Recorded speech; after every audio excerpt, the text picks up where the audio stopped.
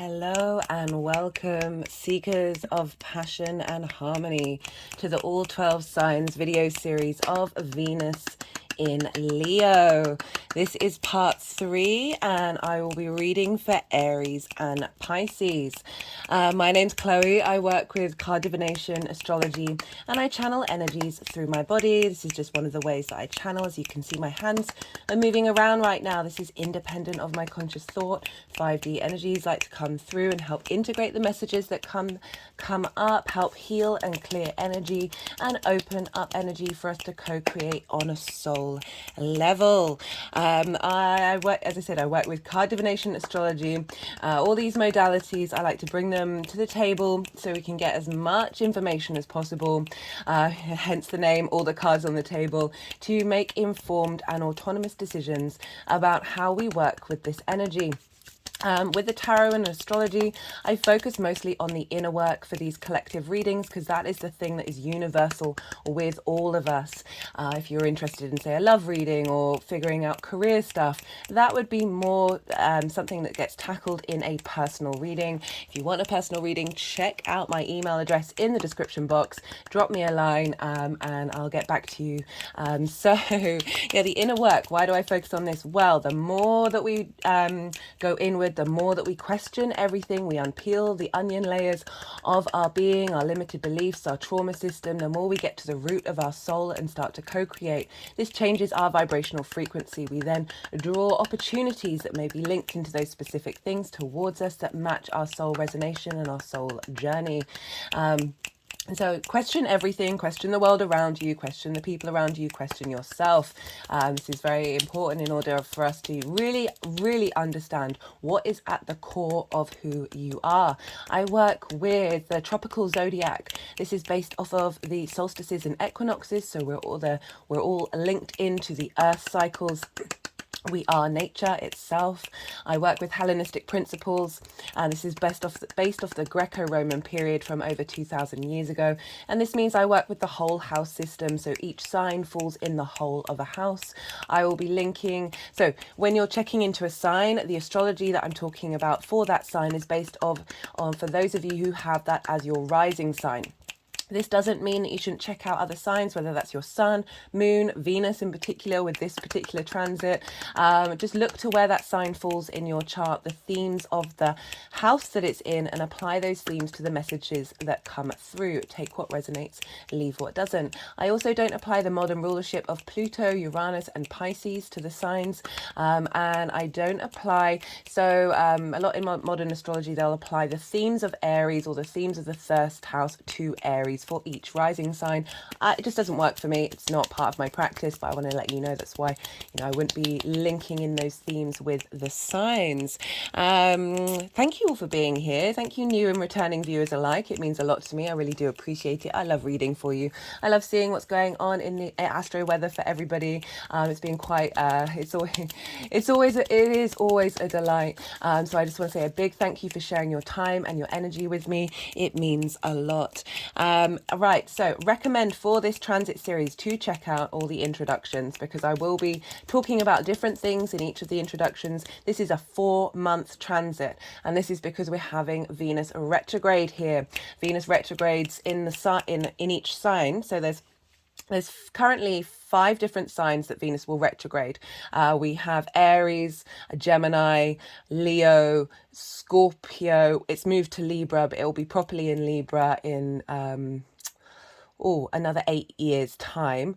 And we have Capricorn.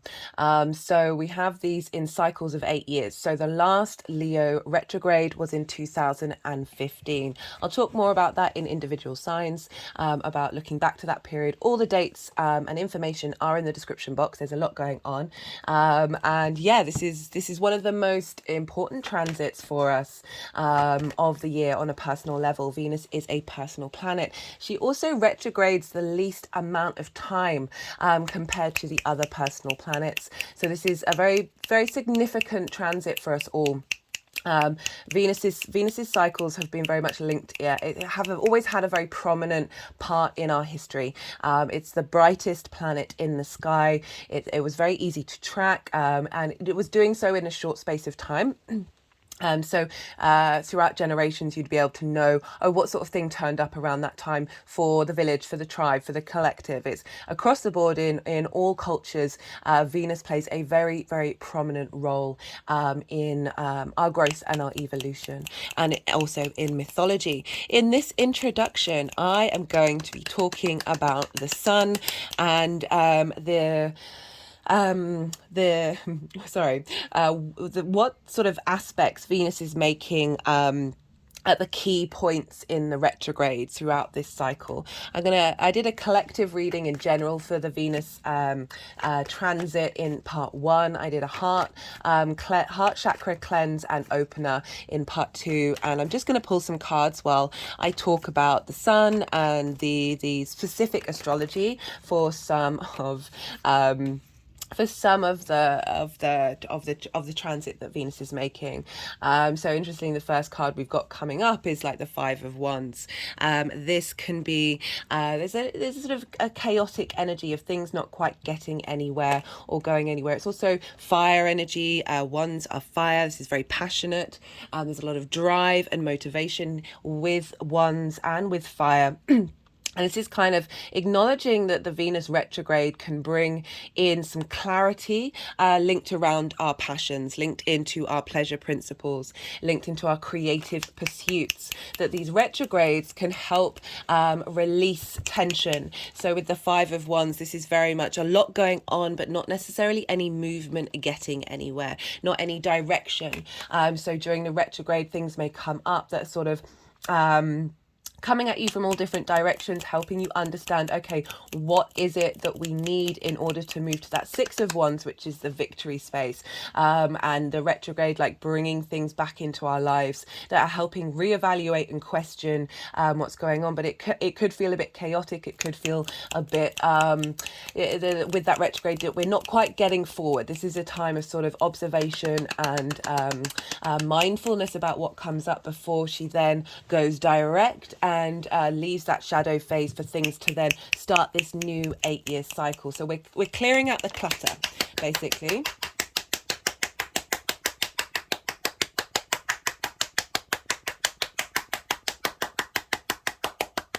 I like that one.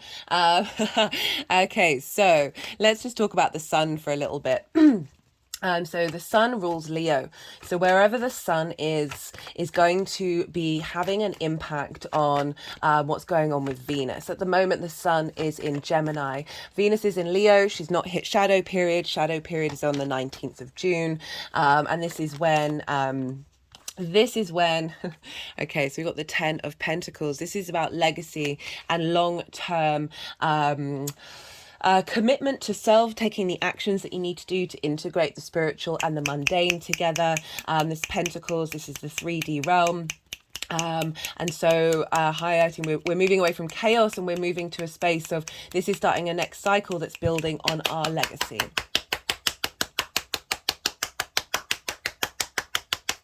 So the sun is in Gemini, and Gemini is really great for collecting information and not necessarily diving too deep into the meaning. I mean, that's a very sort of top layer version of Gemini, but it's this playful energy. It's one of the fastest signs. It is the fastest sign in the zodiac. It's mutable air. It's ruled by Mercury. So we're collecting a lot of information during this period that is linked into when the retrograde is going to happen. Okay, so we've just got the 8 of Swords come up, and this is very much Gemini can help you break out of mental cages that have been trapping you, ideas that have been trapping you, concepts of information that have made you think that you're in a cage, but this is about breaking boundaries. Venus retrograde can go against social norms, one way or the other, and help us clear out the clutter and escape the cages that we may have been in, linked around our creativity, our pleasure principles, a sense of disharmony in our heart space, because Leo rules the heart.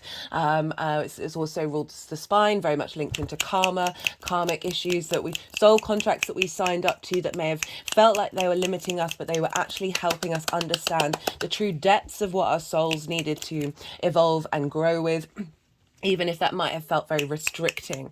I feel like with these cards coming up, it's saying these restrictions that we've been working through are going to be released, and we're heading into a new cycle.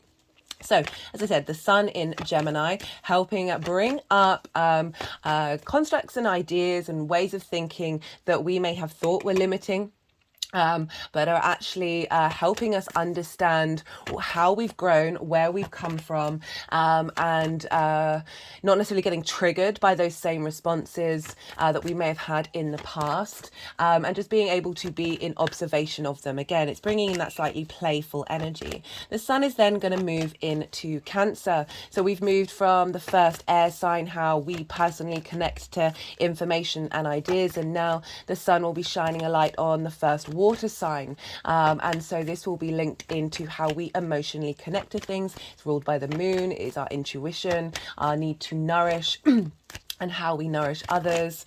So we've got the Lovers card come up. This is all about just wondering if they wanted to put that with, that is the Gemini card, that what we've been, the information that we've been gathering in Gemini, we're then going to see whether that emotionally, we emotionally connect to it, and be able to, you know, the Lovers card is all about the mythology of Adam and Eve. And how Eve ate the apple of knowledge and truth, and was then able to see things clearly, see reality clearly, and then go out and live your life. The Lovers is about crossroads, and also about integrating the feminine, masculine, and spirit together in order to then make the right decisions moving forward.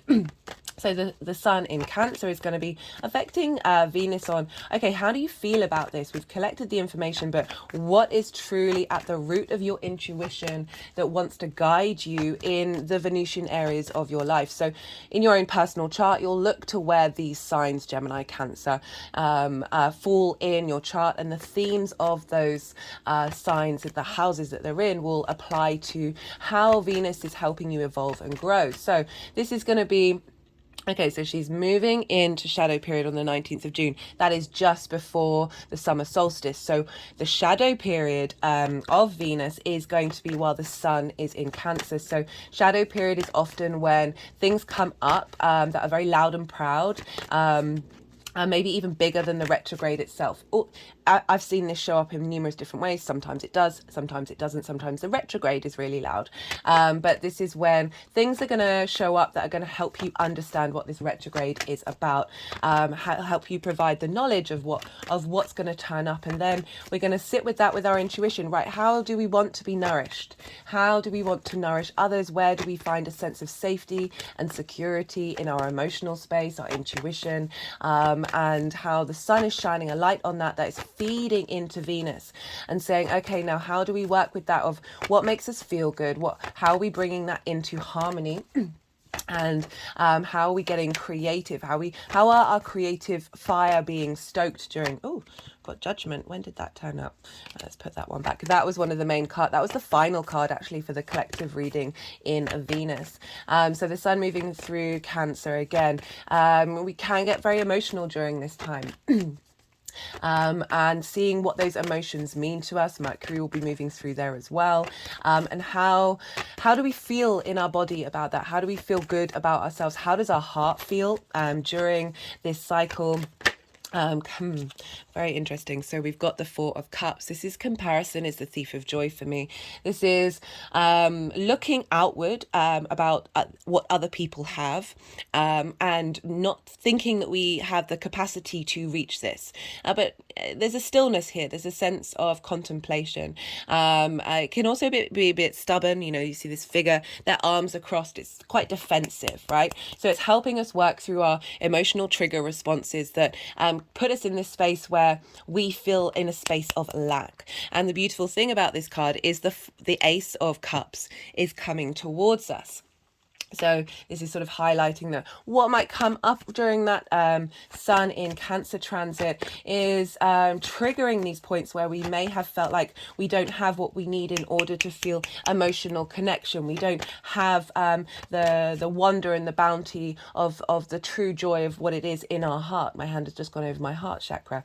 But it's sort of saying that the Ace of Cups is coming in. We've also got the Knight of Swords. This is sort of bringing on what's coming in with Gemini, of being able to cut through things quickly.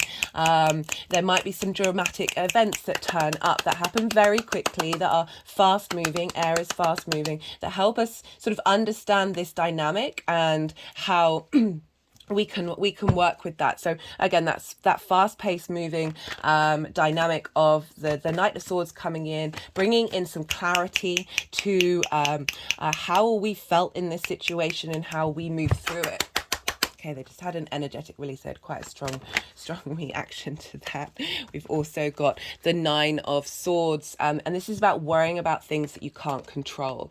So it could be reflecting on situations from the past that have caused you anxiety, have kept you up all night, have taken away that pleasure principle. You know, the main thing with this card I always suggest is look to the roses that are on the blanket, look to the small things. Don't get overwhelmed by what's going on in the situation. Focus on the joy that's happening. But it's wanting to go under the Knight of Swords, so it's implying that this is getting sliced through.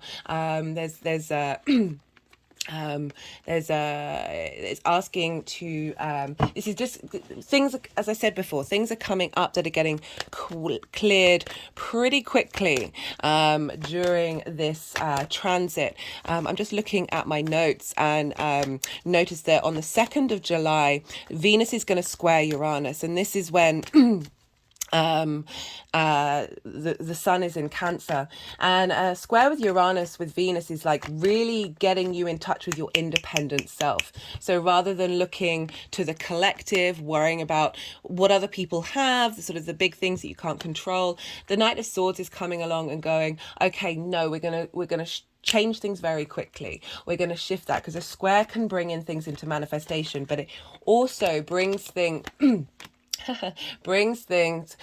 into a space of potential drama coming up that gets cleared very quickly. We've got the King of Pentacles that's just wanted to go over the top of that, of saying what's happening during this phase is going to create long-term we've got two sort of long-term legacy things in the 3D world showing up here of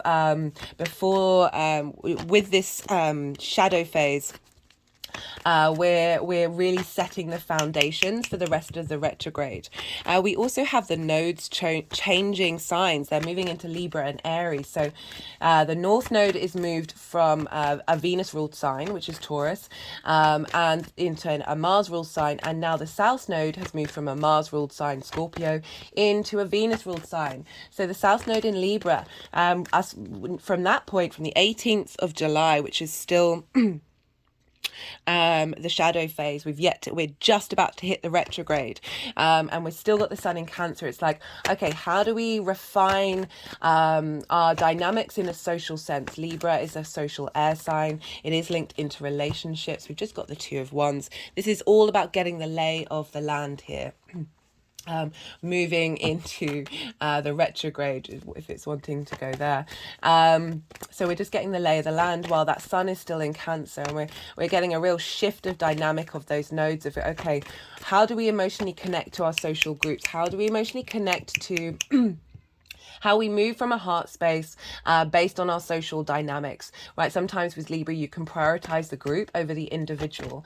And what we really need to do is find a balance with that. And we'll be refining that with the South Node. We will be purifying that. We'll have eclipses happen for the next 18 months from this point. So just before the retrograde happens, so the sun will be, so the retrograde is happening on the 22nd or 23rd of July, depending on where you live. And this is just at the tail end of the sun in Cancer. It'll be in Cancer for a few minutes before the retrograde and before Venus then, before the sun then moves into Leo. So we got that Two of Wands coming up for the Leo part of, okay, what are they doing?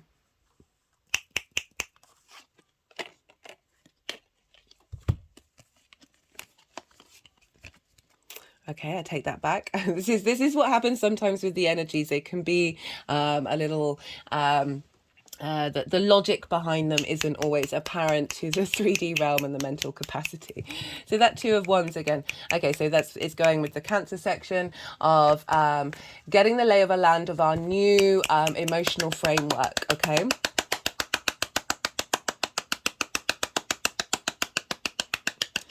And sort of linking into the nodes as well, like the Two of Wands is a very powerful long-term manifestation card. It's not about starting a new journey yet. It's about, as I said, getting the lay of the land, getting strong foundations with that King of Pentacles.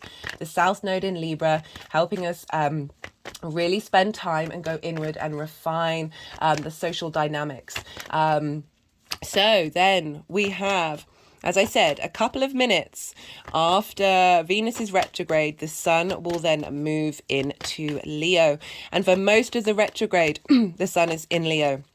So this is sort of the main influence. The sun rules Leo, so we're very much in the Leo energy for this retrograde. Leo is a fixed fire sign. It is, you know, it rules the heart and the spine. We have a lot of karma in our spine. Kundalini energy is there. A lot of Kundalini blocks are around there. The sun is the center of the solar system. This is about being seen. How do we navigate that? How sometimes, you know, linked into the ego, because usually it's through unintegrated ego of really needing the outside world to see you. But the sun isn't bothered, to be honest. The sun is like is a generator for the rest of us, for the solar system. It's also a portal into the rest of the universe. And yes, it is impossible to not see it. But with the Leo energy, I always say to clients and to others that it's just shine that light within. Imagine you have a sun in your heart, and that generator is it's non-stop. It's the most powerful thing in the solar system, and it is, that light is, just imagine that sunlight pouring through the rest of your body. The more that we focus on turning inward and validating our own, like through acknowledging of self, we then are able to not necessarily strive and seek for it from the outside world, and then we're more comfortable. We don't get triggered with what comes up if we aren't seen by others, because we are viewing ourselves as our own beloved, being able to really appreciate and enjoy our own company, enjoy the light that we have. Sometimes we can get triggered by other people not seeing our light or wanting to diminish our light. Oh, how very appropriate when I'm talking about the sun and Leo and Venus in Leo. This is the Leo card. This is strength. I love this card for Leo. It really represents the Leo energy at the root of it.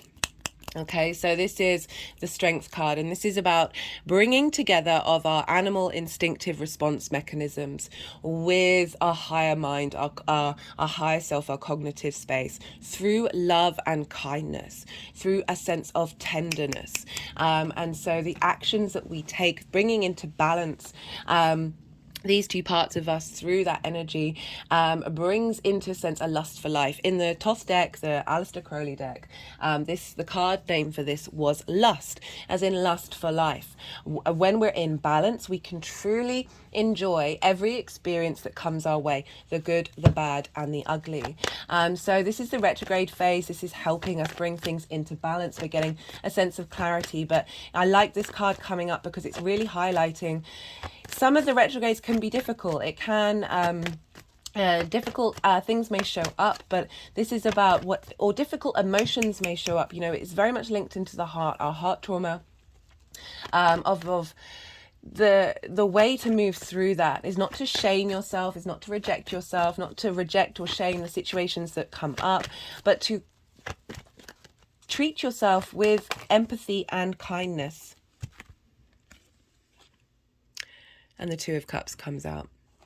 This sense of union, this sense of respect and equality. You look, they are the same height, they are balanced. If you also notice the caduceus that's here with the sign of spirit. So this is like another version of the lovers. You've got the masculine, the feminine, the spirit. We have all of these within us. But I love how there's the caduceus, because that is a symbol for doctors, a symbol for healing. It is also Mercury's symbol. And this is about communication. Communication heals all things. And whether that's the communication you have with yourself, the communication you have with your parents, your friends, your romantic interests, your business people, or anything, communication with you and the universe, communication with you and the outside world, communication with you and nature. This is really calling on love. Is there's a sense of balance and equality. Again, in the same way as the Strength card, they are in a state of harmony with one another. There is respect there, and there's love, and there's tenderness, but there's also strength, the power of that strength, that of being able to withstand any storm, coming from a space of love. We've got the Hierophant coming up. This is about the knowledge that, having gone through some things, learn a lot on your journey, you now understand your own guruhood. This is also the Taurus card. It's bringing in the fact that we have Jupiter in Taurus. Venus rules Taurus, so what's going on with Venus is impacting the Taurus area of your chart. I talk about that in all the rising signs. But this is a sense of knowledge and understanding and commitment. So whether that's, again, a commitment with yourself, commitment with a partner that you're already with, or a new partner that comes in, commitment to your friends, in a way with wisdom and knowledge. And there's a real sense of authority and strength with the Hierophant. So it's highlighting what's coming up in this, the particular retrograde phases. Things are going to come up that are instilling and bringing in this energy that is leading to long-term legacy. And the lovely Two of Cups, it's such beautiful. We've got the Lovers and the Two of Cups. So the retrograde, as I said, the sun is going to be really shining a light on the Leo area of your chart. Just got the 10 of Wands, very karmic energy being cleared. You know, Wands are passion and creativity, being overburdened, being burnt out, and not being able, like you see this figure, they're hunched down, they can't see the sky, they can't see the fact that they're nearly at the end of the road. Hard work isn't a bad thing. This can often represent hard work, but this is about your perspective of it, of bringing that into balance and having wisdom and understanding that a lot of what you've gone through have been soul contracts that you've signed up for, in my personal opinion. And you'll see it in the astrology. If you look back over past cycles, you're like, whoa, the timing of that can be really, really quite phenomenal. That we're clearing out old soul contracts for the heart, and really bringing in a sense of wisdom and understanding with that is, as I said, leading into a sense of longevity and commitment. So we've got the Hanged Man, and this is about pause and limbo. Remember, this is a retrograde. Things aren't in direct motion, where Venus is still the evening star. This is where we contemplate the past, we revisit, we strategize, we observe before taking action. The Hanged Man is about changing your perspective and receiving divine wisdom from shifting your perspective and taking time and being in pause. So, we have, that's why this has come up. Jupiter, will square Jupiter at the beginning of the retrograde. And Taurus is the Hierophant card, and Jupiter will be at 12 degrees. So right at the beginning of this retrograde, we've got the two benefics sort of in cahoots with one another. I've said in previous introductions, we've had so much going on in fixed energy, fixed signs, like all those eclipses in Taurus and Scorpio. We've had Saturn in Aquarius, that I really feel like the benefics are coming through. Venus and Jupiter saying, hey, now we're going to provide wisdom and ease and flow and love and understanding and value to all of those big changes that have happened over the last couple of years. We all have fixed energy wherever that shows up in your chart, and now the benefics are just giving us a big hug. So what's next? Sorry, one second, my phone's just turned off. We have a Cazimi. This is happening on the 13th of August. So this is when this is at 20 degrees of the retrograde in Leo. This is when the Sun and Venus conjunct one another. This is when we get a shift and change. This is when we get a sense of clarity come through. A download of vision, direction, vitality from the Sun, feeding into Venus of what brings you pleasure. What is your how are you valuing self? How are others valuing you? How are we bringing things into harmony? And so we've got the Queen of Pentacles just there. So this is really good advice coming in, long-term advice. We've got the King and Queen of Pentacles. It's really highlighting the legacy, the abundance of the 3D realm, like really enjoying that 3D realm. This is longevity, there's loyalty, there's stability here of starting this new cycle here with a lot of pentacles, which is really interesting, as well as all the wands. But this is, yeah, again, Venus wants you, like, if you notice here, the pentacles have a 5-pointed pentagram. This is the star of Venus, of really wanting us to enjoy the 3D realm, as difficult as that may be. She's so aware of my hands have just gone over my heart chakra. She's so aware of how difficult it is right now. Oh, I'm going to start crying. And really, really, really wanting us to find those moments where we can be in a state of bliss, whatever that means to us, and find our own value, even though the social structures around us are doing everything to discredit that and everything to diminish that. So the Cazimi, this is when Venus moves from being an evening star to a morning star. It's the midway point in the retrograde.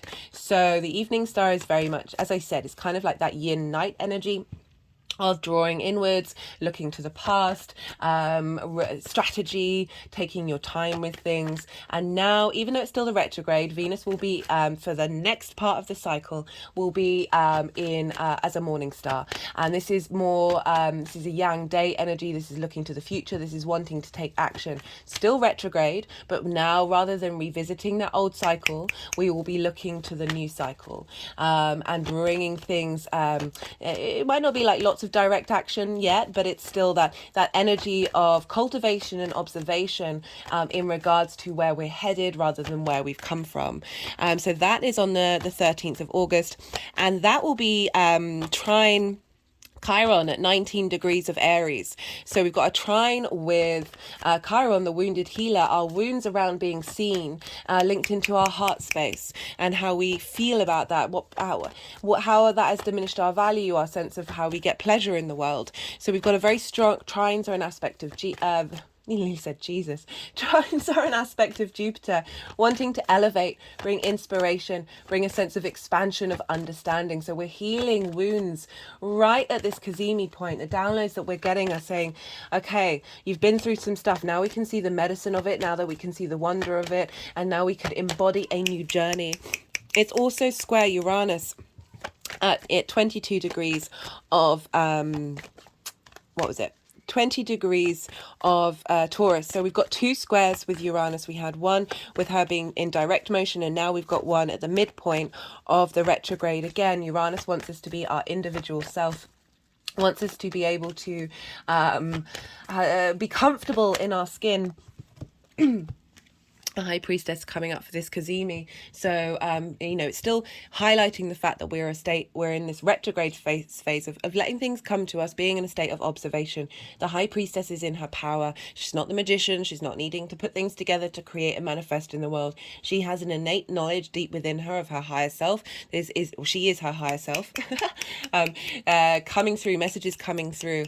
So implying that we're going to get some downloads come up, that are going to come through with that Cazimi to help bring some clarity and innate wisdom within us of our intuition, a real boost there of what serves us in terms of love. And that's love in any way. It's not just linked into romantic relationships, but it very much can be a love of yourself as well. Like, she's not bothered if people come towards her. She's just chilling. She's doing what she wants. It's a very independent energy, and Venus in Leo is an incredibly independent energy. But that square to Uranus is really wanting, again, imprinting the rest of that journey, the rest of that retrograde of like getting rid of codependent ties, any trauma responses, limiting beliefs that you need others, you need to connect. This is helping you connect to yourself, your authentic, beautiful self, and through that connection, the vibrational frequency in which you're able to connect to others will shift and grow and elevate. all of this will be in the description box, by the way. We also have a sextile to Vesta at 20 degrees of Gemini. I love Vesta. I love the asteroids. They show up very prominently in people's charts. It's a beautiful thing to work with. And Vesta is about tending to your inner flame. She's in Gemini. She's helping you understand a bit more playfully about how you connect to your mind and the information that you collect. So really helping you tend to that, give devotion to that inner space of your mind, and how that may have impacted relationships, impacted your pleasure principle, impacted your creativity, however that shows up for you in your chart. That we have this sextile, this creative energy of Vesta and Venus and the Sun, providing a sense of value and appreciation to expanding your mind-heart connection. Okay, so thinking creatively and bringing in new neural links that link into this clarity that's coming from the Sun with the mind, and how you engage in the outside world, how you collect that information, and what information you then, so sometimes we can notice something very clearly in the midst of a lot of things, and that might be based on trauma responses and limiting beliefs. Whereas this sextile, I really feel at this point of this this retrograde is saying, let's bring in new things. Let's bring in a devotion to a new set of information.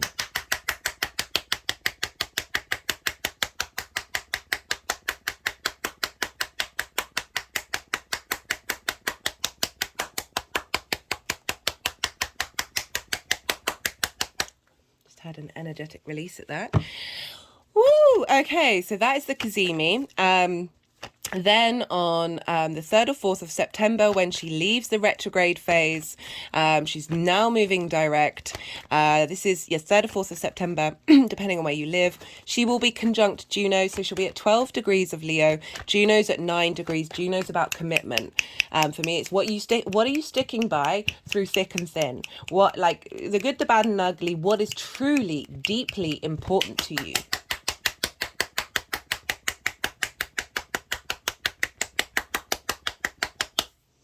And I love this combination because Venus can often be sort of romance, dating. It's not necessarily, in mythology, Venus, she didn't like to be bound by one man. Like there was this desire to be free, the desire to explore lots of different pleasures.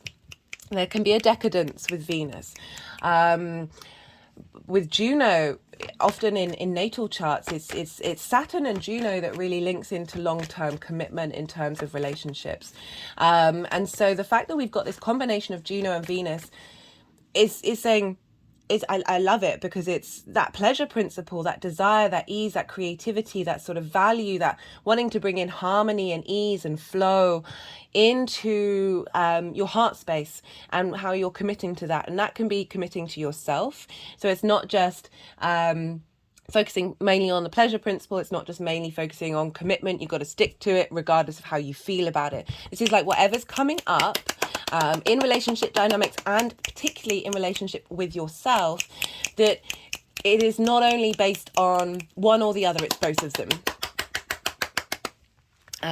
So I really like how that is then feeding into the energy of Venus moving forward. It's also, we've got the square with Jupiter at the same time. So Venus is at 12 degrees. Jupiter will be at 15 degrees of Taurus. So we've got another square with Jupiter. So we've got lots of squares with Uranus and Jupiter throughout this. This is like big, independent wisdom, pleasure principle energy. I mean, Venus isn't just about the pleasure principle, but it's not limited to sexuality or intimacy in that way. And I get a bit frustrated with how we automatically default to that, right? So it's about the awe and wonder of looking at the moon, the absolute pleasure that you get from reading a particular book. It's all of these things. It's being stimulated by the 3D realm. you think about Venus's card in the tarot, I'm surprised she's not come up, but Venus's card in the tarot is the Empress, and that is very much about the abundance and fertility and enjoyment of the 3D experience. And I think it is so important that we tap into our Venus. Sometimes we can reject it and hide it. We've got so much on, we're in the fear space, and that we feel it, we see it as superficial when it is a fundamental thing of the human being. Venus was one, Venus came out of, in mythology, actually no, I might talk about that. Got the Three of Swords. So let's move. This is carnelian. This is a Leo crystal. I'll talk about that in another introduction. Actually, I might talk about it now. I'll shuffle the cards and they'll see. Yeah, because that's the significance of the meaning of carnelian. I think is quite important with that Three of Swords. What was I saying? Yeah, that tapping into this pleasure principle and stepping away from shame. Shame is one of the things that creates most of the trauma in the world, right? Shame, rejection, heartache, pain, all of these things. And the more that we embrace who we are and the fact that, just being really honest and open with ourselves and being very free with who we are, but with a sense of integrity and respect is crucial. You know, it's really highlighted by the fact that we've got the King or Queen of Pentacles, the Hierophant, the Ten of Pentacles, is like engaging in it from many different frequency levels. Okay, so it's, there's real pleasure of connecting to that animalistic side of you, but it's also the higher mind, the Kundalini energy, right? Tantric yoga, there's a lot of stuff about how maybe look into it yourself rather than me saying. I don't want to block YouTube from pushing this out there. That there are just the sacred sexuality, basically, and that isn't just linked into intimacy. This is how we work with our creation energy, and again, it's having respect and honor in it, but also being very open to the playfulness and beauty and wonder of exploration and experiences. Okay, so we've got the Death card, and we've got the Empress card, which is fascinating for me. This is again clearing out, letting go of old heart space, and moving into everything that I just said about the Empress and Venus. Love that. Love that. Okay, final thing. Okay, on the 7th, thinking differently. 7 of Pentacles, 7 of Swords. This is very playful energy, but clearing out old mind constructs, old ideas, old dynamics that haven't served you. This isn't just linked into relationships. This is anything that's made your heart feel pain and shrink. Feels like this figure is taking those away. Venus is taking those away. In order for us to bring in a new dynamic, a new way of, this is love and respect here with the Two of Cups. But I like the 7 of what? 7 Wands, Pentacles, Cups, Swords. There is a real playfulness to that energy. There's slightly cheeky energy with that. On the 7th of October, when Venus will be finally leaving shadow phase, and this is often when things actually kick off and get going. This is on the 7th of October. So I forgot to mention the Sun. So the Sun will be moving through Virgo, and then my brain is, through Virgo, and is now in Libra when Venus moves out of shadow. So as I said, this is when things kick off. And at the time of the 7th of October, so Venus is at 28 degrees of Leo at this time, and Mars is at 26 degrees of Libra. So this is a sextile. So we've got Venus and Mars sextiling one another. So our creative drive and passion, our motivation, very passionate energy, however that manifests, just getting a real feel good about your drive and your desire coming together, bringing harmony, bringing a sense of value and appreciation between these very personal planets right when when she's leaving shadow phase. So this can be a desire to kickstart and take action over everything that you've learned. This might be somebody coming into your life who is starting that new cycle.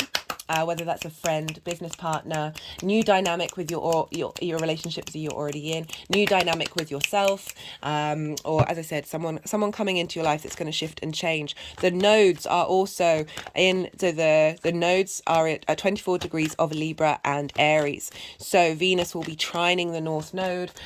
So a real focus on you being independent in these dynamics and you knowing yourself in these dynamics. Because the North Node, we're striving for that independence in Aries, without wanting to dominate others. And we've got, in a negative sense. And she's also, it's a wide orb for the sextile with the South Node, but I'm still going to bring it in because I think it's relevant. So the South Node in Libra of a sextile with Venus is, okay, let's not sacrifice ourselves for the group, but let's also refine how we bring in social harmony while also striving for the individual. So very, very powerful energy coming up on the 7th of October. We also... Okay. So I was just wondering, why has the card not come out yet? But they're wanting to highlight this dynamic coming up for after the shadow phase. And for those of you who know tarot, you might be aware that this can represent a certain activity, very passionate, very virile, very this is wands, this is creativity, this is passion, this is drive, this is momentum. But the Ace of Wands coming up and going, we're starting a new cycle, we're engaging in a new dynamic of our passions, our creativity, in relationships, how we value ourselves, how we value others, how we value our passion, our pleasure principle, and helping clear out traumas around that. So that's the 7th of October. A week later, so that will be a cross-quarter moon. Interesting. A week later, on the 14th of October, we're going to have our first eclipse in Libra. So this will be a Libra new moon. So the first lunation after a Venus retrograde is going to be a Venus-ruled sign. Love it, love it. And this is a Libra eclipse with the South Node, so very much starting a new cycle. New beginnings, new endings, a culmination of something and a new beginning, and new seeds, eclipse energy, very big. I'll be doing obviously a separate video on that, but I just love how we've got this powerful eclipse right after this Venus retrograde. So that's kind of like the breakdown of the key points of the astrology for this Venus retrograde, and let's see if there's a final card that wants to come out for everything that I've just been talking about. Really like this combination of cards. So there's a lot of strength here, there's a lot of stability, acknowledging pause, acknowledging trauma, tapping into our intuition, bringing things into balance, and really calling for equality. However that is for you, that's going to be a very subjective thing in your dynamic with yourself and your dynamic with other people. Respect. Definitely get a sense of respect for long-term legacy. Being able to tap into creative drives and passions in remember, this is starting a new 8-year cycle. Yeah,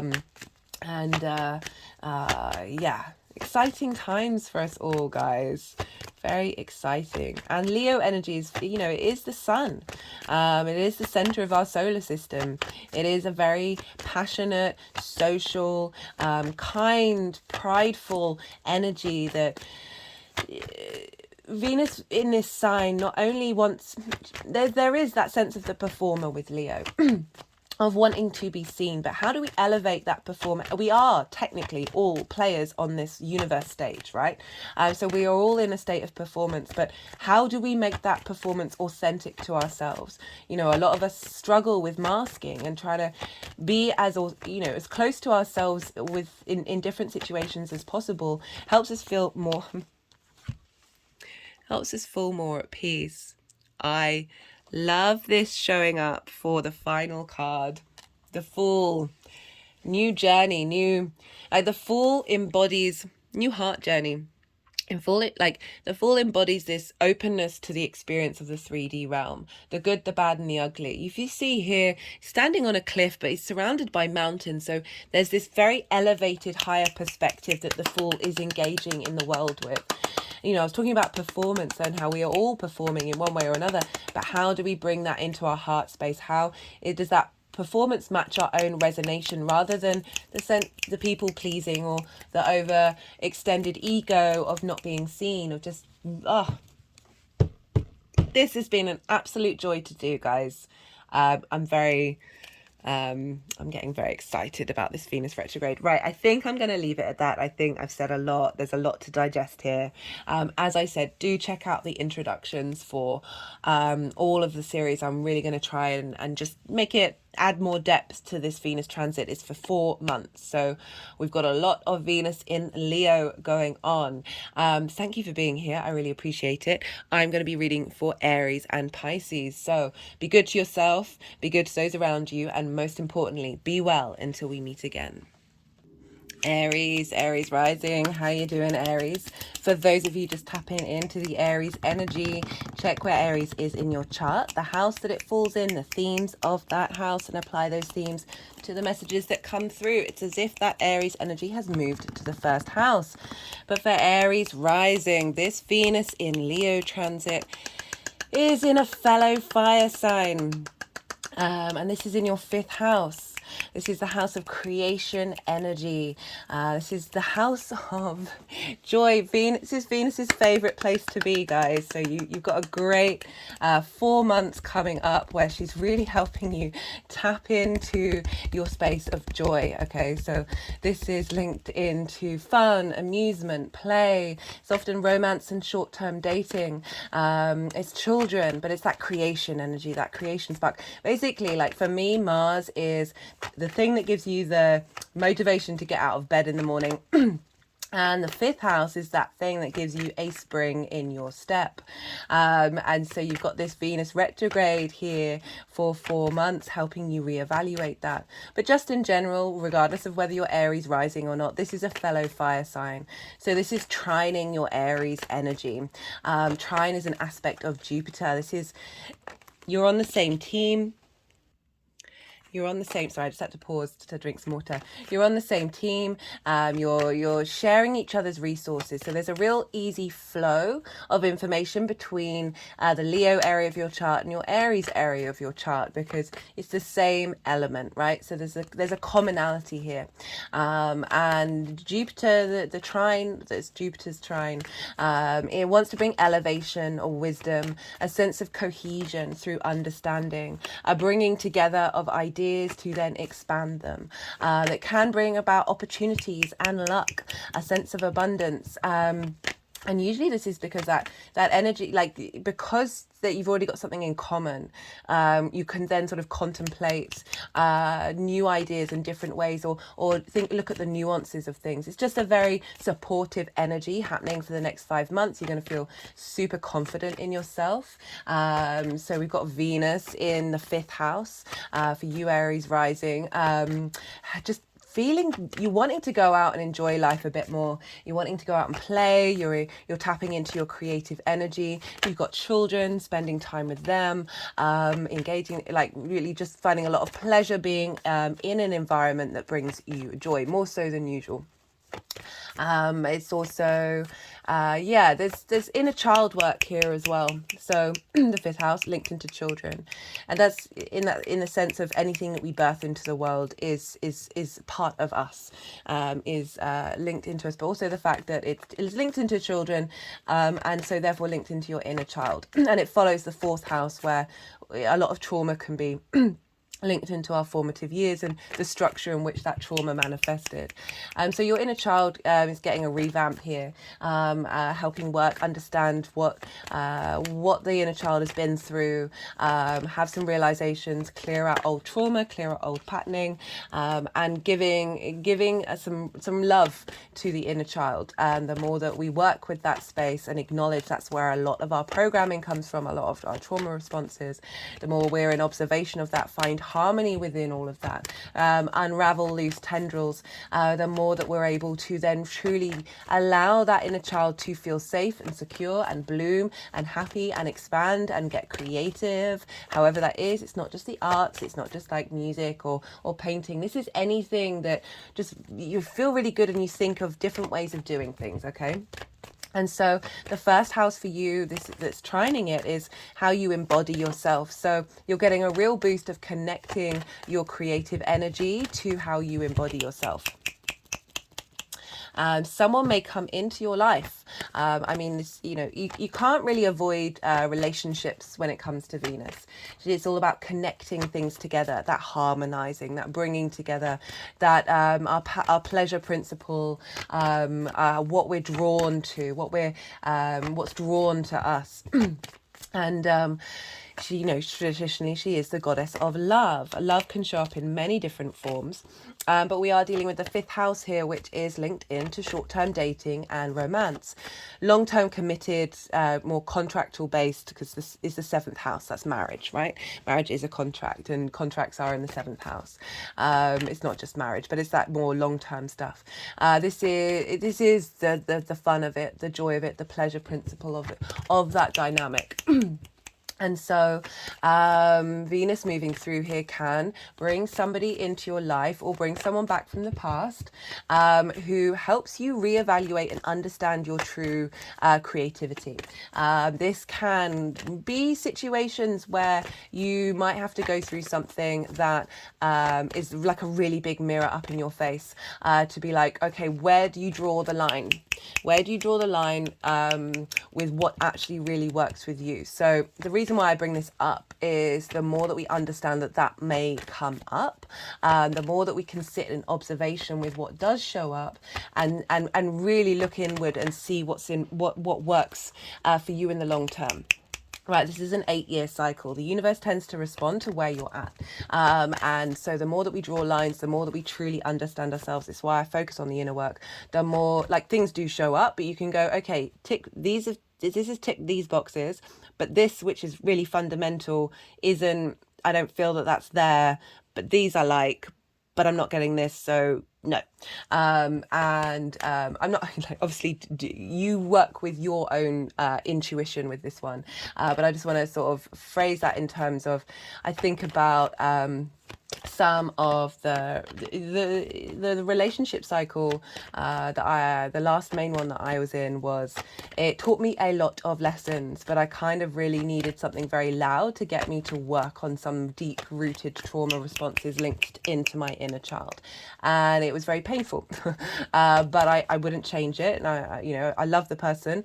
We're good with one another now. But it was a really intense time of my life, and I do look back and wonder if I'd been into astrology then and been aware of what might be showing up, that I might have been a bit more mindful. This is not me trying to scare you off if anybody does come into your life, and you're like, oh God, do I really need to sit and think about it? Do what works for you.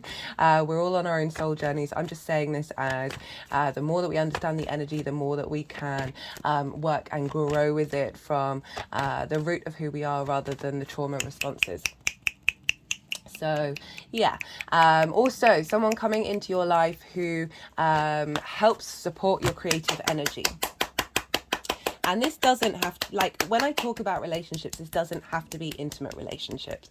This can be friendships, business, anybody that comes into your life that brings you joy.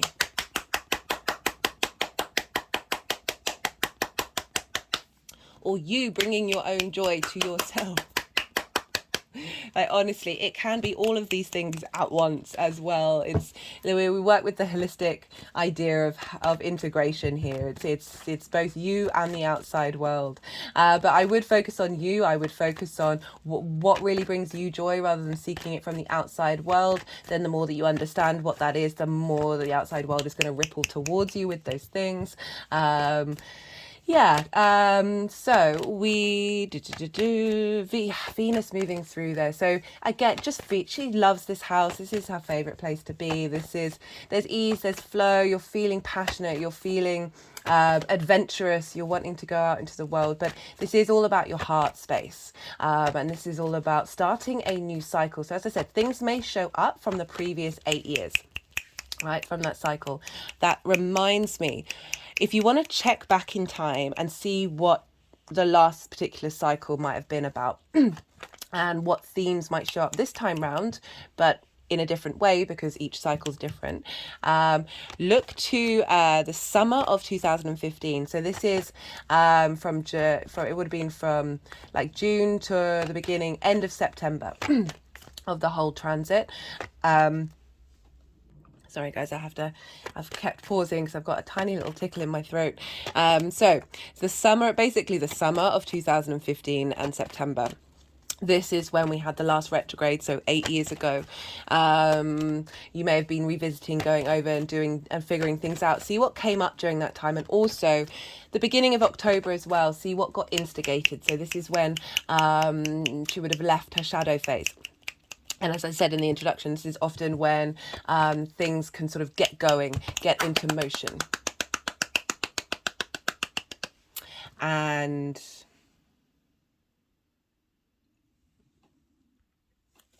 I do apologise. I just I thought I'd missed something, not related to you. I do apologise, Aries.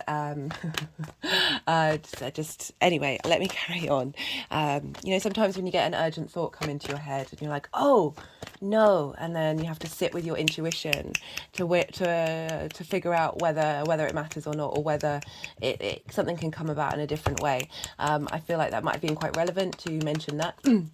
As we're dealing with your creation energy of the thing that sparks, the thing that motivates you and drives. And with fire energy, it's very instinctive.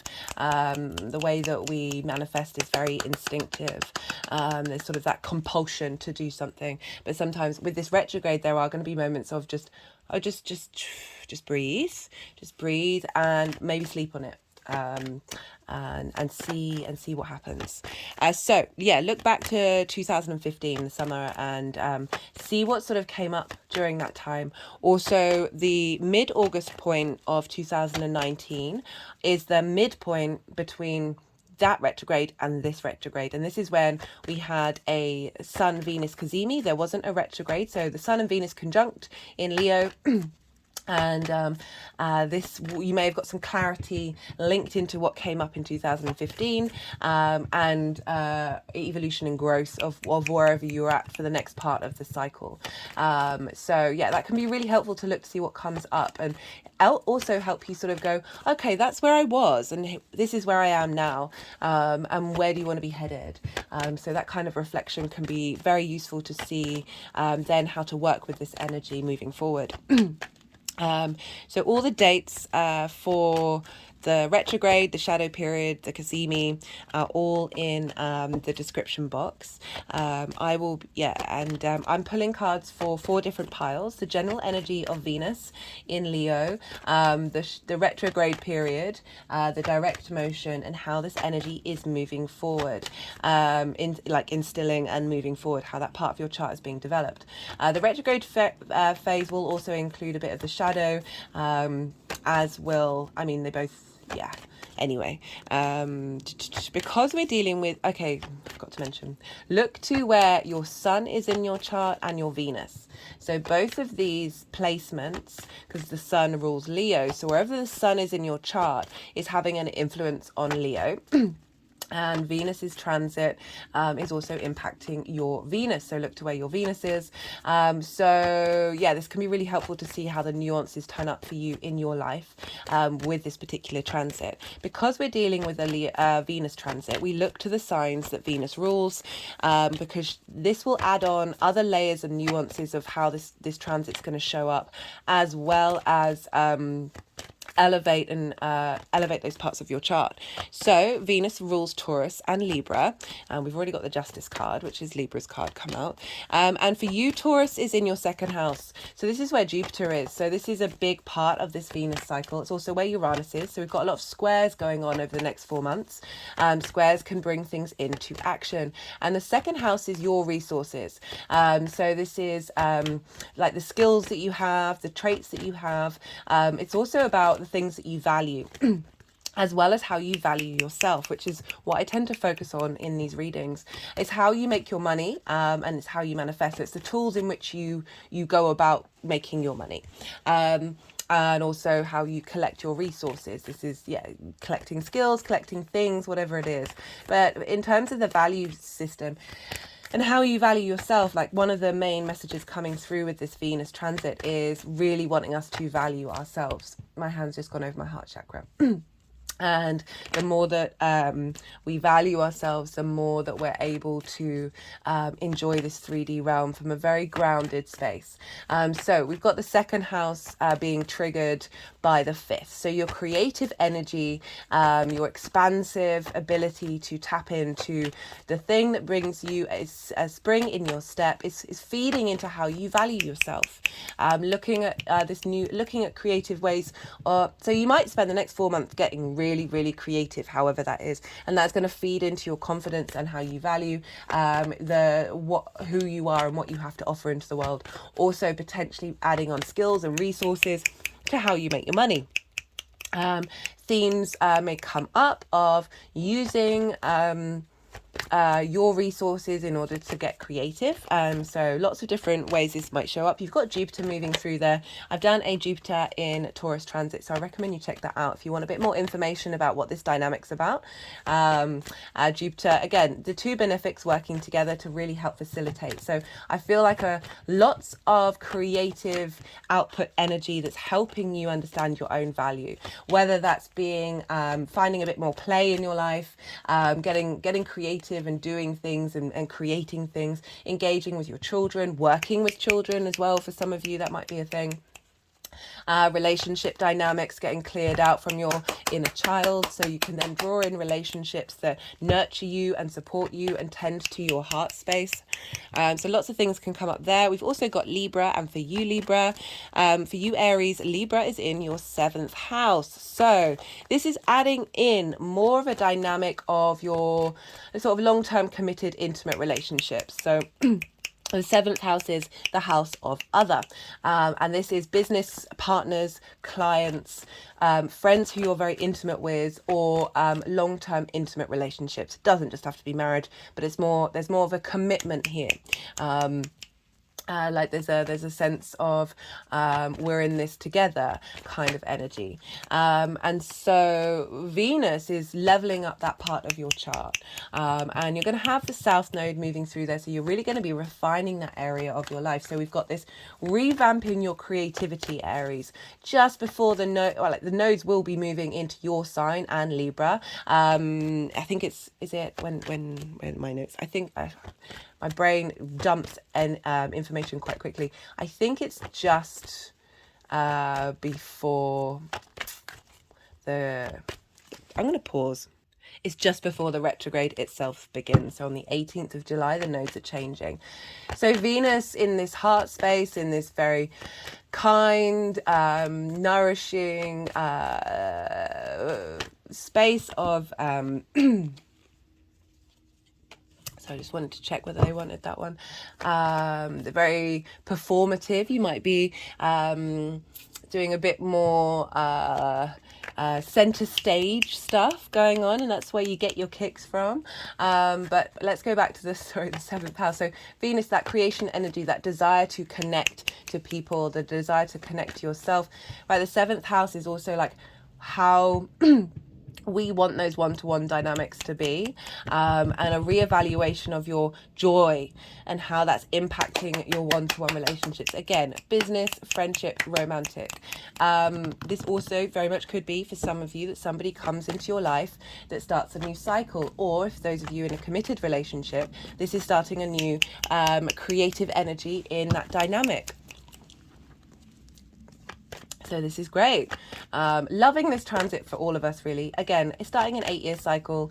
It'd be, yeah, just we're hashing out some of the old stuff, clearing some karmic contracts, bringing in new ones. And yeah, so the 7th house, so themes of your one-to-one relationships, business partners that you might be working with, you might get really creative with them.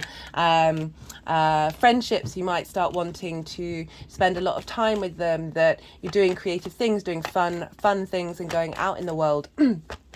As well as those of you who are in intimate relationships. Maybe this might be the beginning of starting a new one, coming through from, you know, the sort of the beginning of a relationship. Yeah, these things are possible, very much so. And that's also intermingling with how you value yourself. Value is a key thing. It really is, for the 2nd house, but also for Venus. It's definitely bringing what she's wanting to bring in harmony. She's wanting to bring in harmony into your heart, and that affects the way that we value ourselves and how we prioritize ourselves in these dynamics, helping heal a lot of wounds around being in that space, the inner child space, the trauma space that may have blocked our ability to operate from that heart space. So love this. Okay, so I'm gonna keep shuffling for a little bit. This is when I go quiet. I forgot to mention it in the introduction. You've just had a lot of information. This is a time to digest all of that, see what intuitive hits come up for you.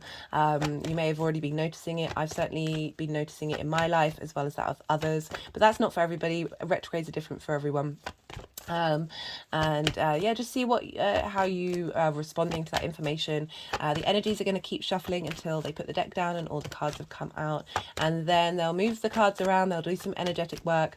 As I said, this is when I'm quiet, because when I'm doing this kind of intense channeling, it can be difficult to think and talk at the same time, so do bear with me, but it's all part of the process. Yes, this Leo energy is yang, day in nature, wanting to take action, but we need that receptivity, we need that stillness in order to process and download from the experiences that we've engaged in through taking action. Both are equal, both are very important.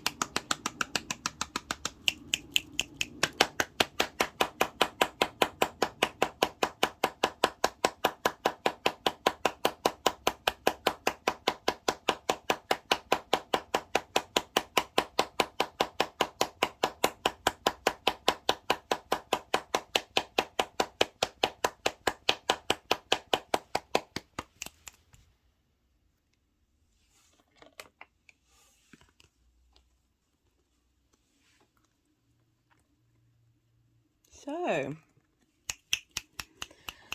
we have 2 sevens and a page. So we've got the 7 of Pentacles, the 7 of Swords, and the Page of Wands. Now, the 7 of Pentacles, this is about cultivation. So this is the overall energy of Venus moving through your sign. And I feel like these are the different stages. We've got this sense of cultivation. It's about starting a new cycle, but the work that's being done is planting seeds, moving forward. Okay. Then whenever they do that, they're usually like, yeah, you said what you needed to say. We've got the 7 of Swords, which I love. It's one of my favorite cards. It's very nuanced. And it came up in the collective reading that I did in the second introduction. No, this introduction, third. And this is about being able to think differently. Okay, so we've got that crowned with the Page of Wands, which is such a great card to have for the 5th house, because this is heralding in a new way of looking at your passions, way of looking at your creativity, your drive, your motivation. And pages are very useful energy. So there's a refresher of whatever's gone on. There's being excited about exploring a new dynamic, the sense of adventure here as well. So there's this combination of we're beginning a new cycle, and this is about planting seeds, and the crops that you get at the other end of it are going to sustain you. But also thinking differently. So tending this land that you have, this 5th house, and looking at things from a different way in order to bring in a renewal and a new way of engaging with your creation energy.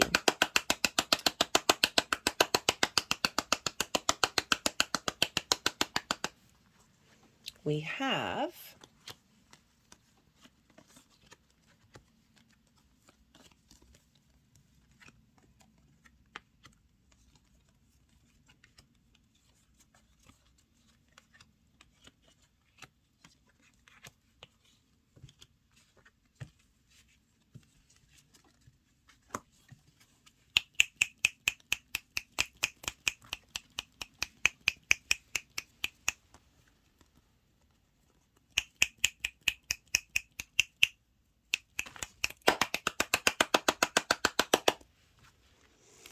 So we've got for the retrograde itself, we've got the 10 of Wands, we have the 8 of Swords. These are both in reverse.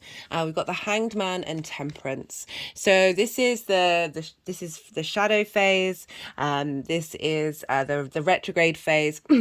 Where we are revisiting, we are exploring the past, we're unraveling things, we are questioning and contemplating, we're refining. So we've got the 10 of Wands and the 8 of Swords.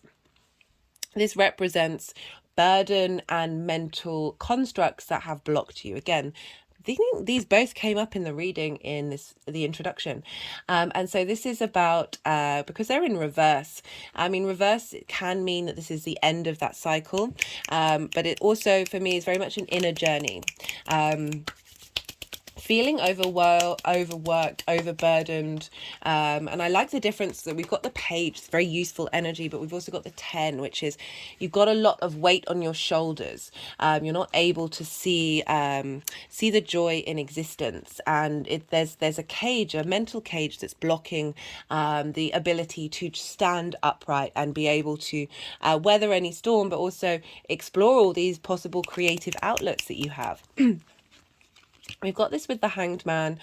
So these things, right, so things that may come up during this retrograde may trigger these experiences, may trigger these emotions in order for you to be able to sit with them and explore them and understand what they come to. And I say that because we've got the Hanged Man. And this is about pause. Being in from a different perspective in order to engage and gain wisdom about a situation. This card's always very karmic for me as well. Like there's a sense of completion of old cycles that you've been through, especially ones that may have caused you to be blocked from your creation energy.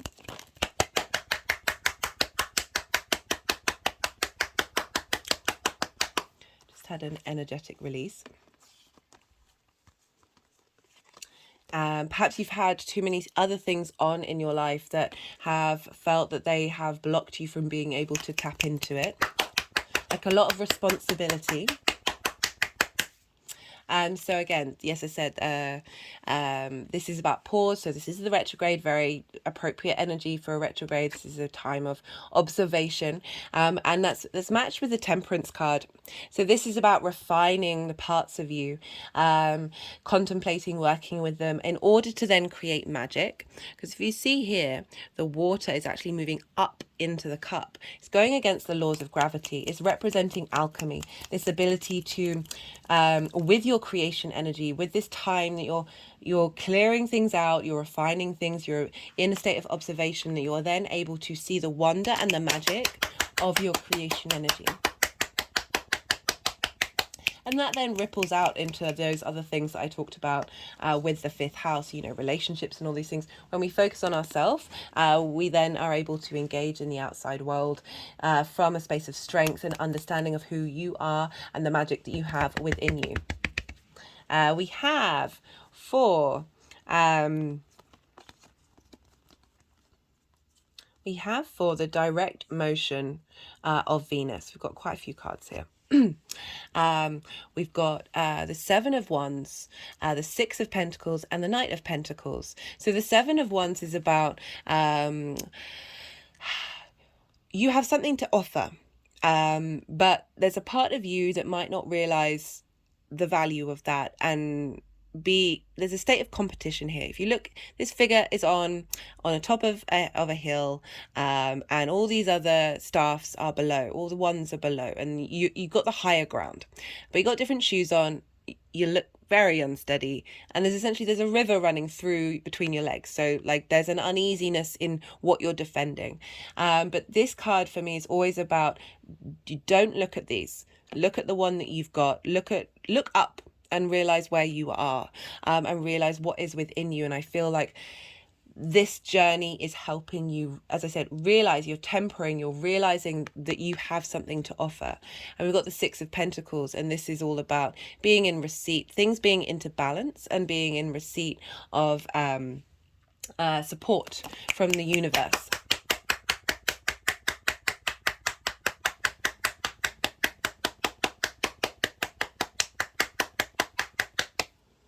So during this retrograde, you're getting a lot of support.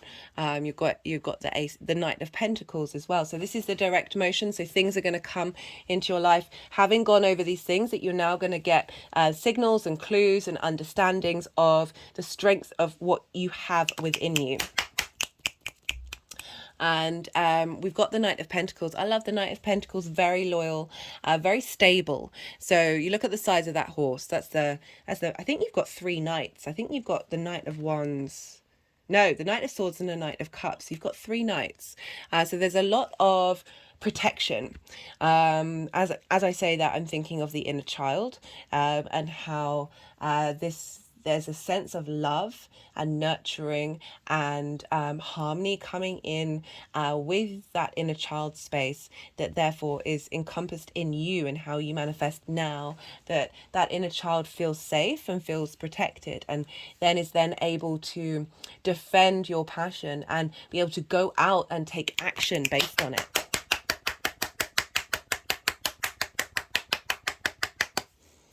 So the Knight of Pentacles, very loyal, but there's a slowness here. Slow and steady wins the race. There's wisdom and protection, as shown by the oak leaves in the helmet. The size of the horse, it's huge. You feel very safe, feel very protected during this journey. It might be that somebody comes into your life, court cards can represent other people that help you understand that you are seen and you are held in this 3D reality, as well as you very much doing that for yourself.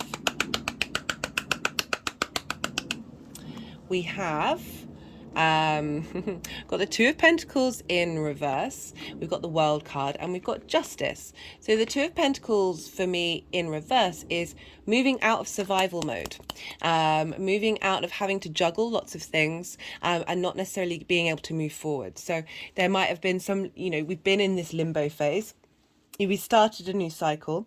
You're clearing out old traumas in order to help you understand who you are. So again, we've got the World. This is Saturn's card. This is about knowing yourself. There's a sense of completion here with Justice. So there's a lot more I could say, but they're obviously wanting to move on. With Justice, which is about decisions being made, but you know, you've got two set of scales in these cards. You've got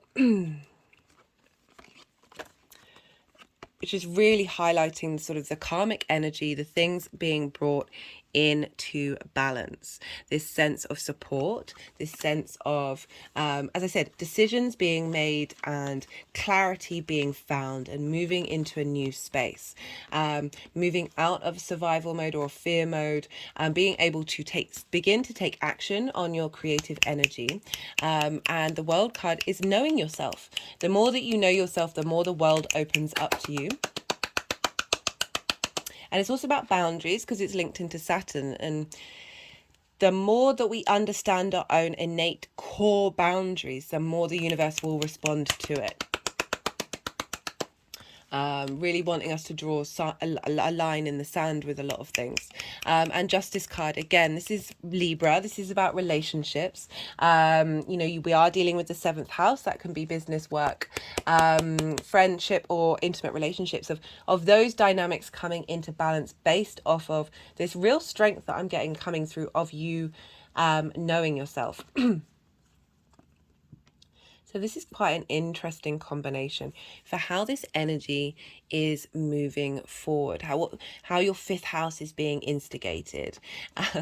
So we've got the Fool, which also came up in the collective reading, the Knight of Swords and the Knight of Cups. So this is highlighting starting a new journey where you're no longer, I love it when these two cards show up together because there's such a difference in dynamic. You look at the 10 of Wands, this is, look, they're hunched over, they're not even seeing the sky, they're overburdened compared to the Fool that is wide open, that is off on an adventure. And I love the combination of that when it comes up because it really shows like an energetic shift and change happening. You might still have responsibilities, you might still have all the things going on that 10 of Wands represents, but it's then how you work with it and how you are motivated and driven in the things that you do, that it doesn't feel as heavy, right? There's a lightness to the Fool. There's a lightness, there's a playfulness, there's a enjoying the adventure of life. With the Knight of Swords and the Knight of Cups, this is really an interesting conversation because there's a lot of movement here, but there's a lot of sweetness. So there's a sense of being very able to act very quickly on your ideas and your thoughts and your intuition in order to tap into your creative energy. Cups is emotional, but it's also creative, imaginative space. So for those of you like looking at that creation energy in terms of doing something that you love rather than the sort of the romantic side of it, is there's a lot of movement. You've got 3 knights, so there's this ability to stand up for yourself and also to take action.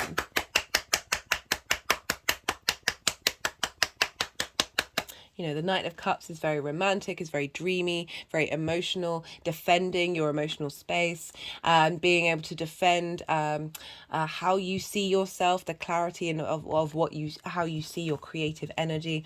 With that Fool energy on top of being like, I am enjoying, for some of you, and I'm doing this because this is Venus, I would normally do this in a personal reading, this could be 2 possibilities of somebody coming into your life.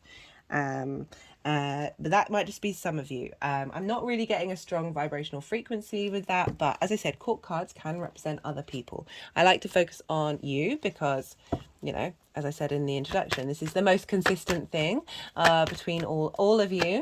But I like that I'm just thinking about that Knight of Swords because we've got the nodes in Libra.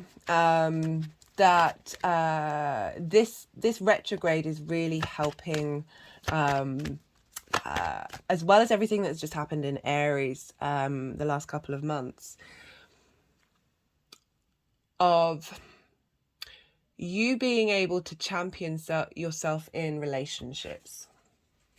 however they show up, as I said, business, romantic, friendship, that there might have been, because we are linked in with the second house and the fifth and the seventh. So this could be very much linked into a business dynamic that you haven't been able to, the way that you've expressed yourself might not have been supportive to the direction that you're headed in. But with the Fool turning up, it's like, no, I've got this. I'm able to walk through the world with a little more grace and clarity, and be able to be quite decisive about knowing what it is that I want.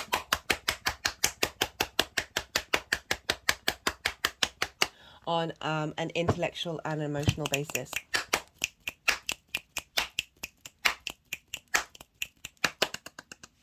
Okay, I'm going to pull some clarification cards for you.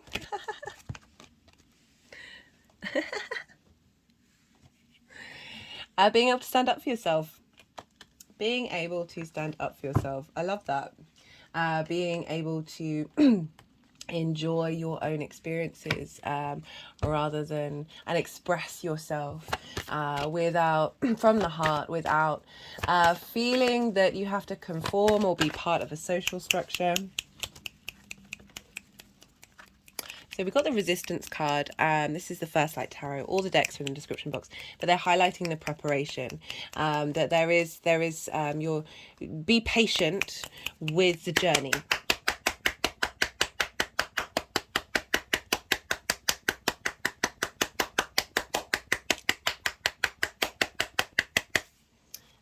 And let things evolve and grow. You know, there's a lot of movement later on afterwards, but there's a lot of cultivation, preparation, observation, taking your time with things in order to get to this point of being able to then start moving forward. We've got the past come up.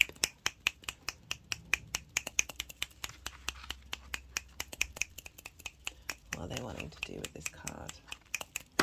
I mean, we are, with this retrograde, dealing with the past cycles. Okay, so they've put past, you can't quite see, I should probably move that down.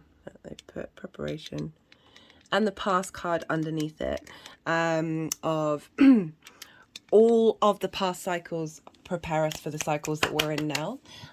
There might be dynamics that come up from the past that help you understand the journey that you've been on and where you're headed. For some of you, it might be somebody coming back into your life from the past, that things have changed. And you through both of your journeys, you've got to a space where you're wanting to bring things back into a new journey, a new space. That's going to be particular to all of you. Honestly, be mindful of things that come back from the past. I really would recommend that. Just take your time with it. We can get very swept up in old dynamics.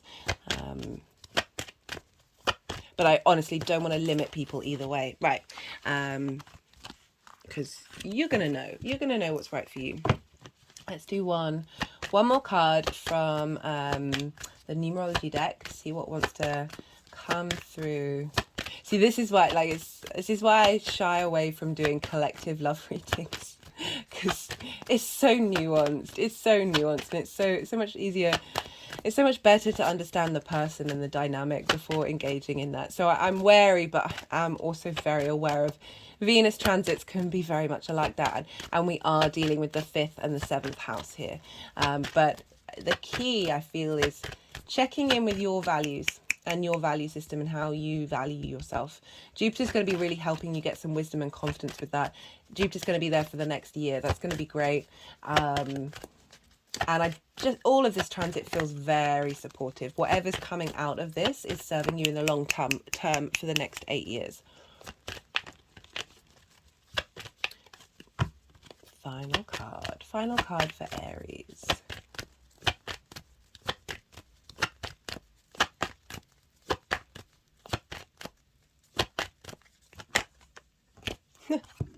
Change. Well, I mean, that's a catch-all one, isn't it? But it's nice to highlight the fact that there is going to be a shift. There is going to be a change in whatever's going on with you for the better. Yeah, love this. Love this for you, Aries. Okay, I'm going to leave it at that. Be good to yourself. Be good to those around you. And most importantly, be well until we meet again. Pisces, Pisces rising. How are you doing, Pisces? Those of you just tapping into the Pisces area of your chart, look to where that falls, the house that it's in, the themes of that house, and apply those themes to the messages that come through. It's as if Pisces has now moved to your first house and those themes have taken priority. Take what resonates, leave what doesn't. But just in general, Pisces and Leo energy, it's what's called in conjunct. And this is when two signs traditionally don't have main themes in common with one another. So Pisces energy is mutable water, it's yin night in nature. Leo energy is fixed fire and day yang in energy. So it just means that the level of the ease in which inflammation goodness me, that might be relevant to some of you because we're dealing with the 6th house for Pisces rising, which is about health. The way that information flows isn't quite as easy as other aspects, but I love the in conjunct. It can be difficult, it can be a bit crossed wires, a bit frustrating, but once you get through it, once you realize that these are energies that might show up, this is a real space of magic of being able to bring two different spaces, two different, very different ideologies and understandings of the world together in order to create magic. So it's kind of like the oddball, the unique ideas comes through with this kind of transit. Or I always link it into like hopping on one leg, patting your head and moving your hand around on your belly in a circle. I don't know if you did that as a kid. It's a trick. Some people are really good at it, but it can be a bit difficult to get going. But once you do, you've got all these different flows of information coming in, and it's just a real ease and flow here.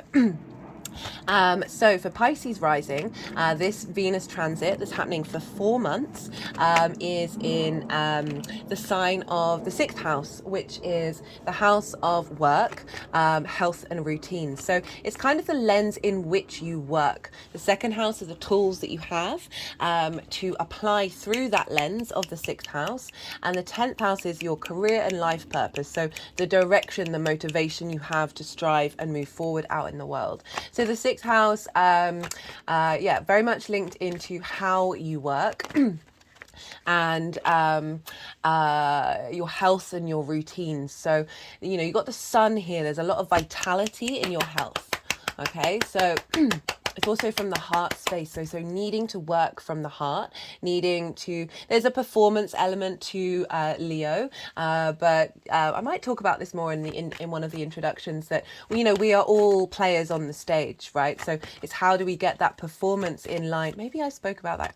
Sorry, my mind is very warm here, so my mind is a bit skedaddled. How do you get that performance in line with your heart? Okay, how do you make that integral? I feel Venus is helping up. Maybe I did talk about that in the introduction. I do apologize, Pisces. This is a very important part of Venus's journey through there.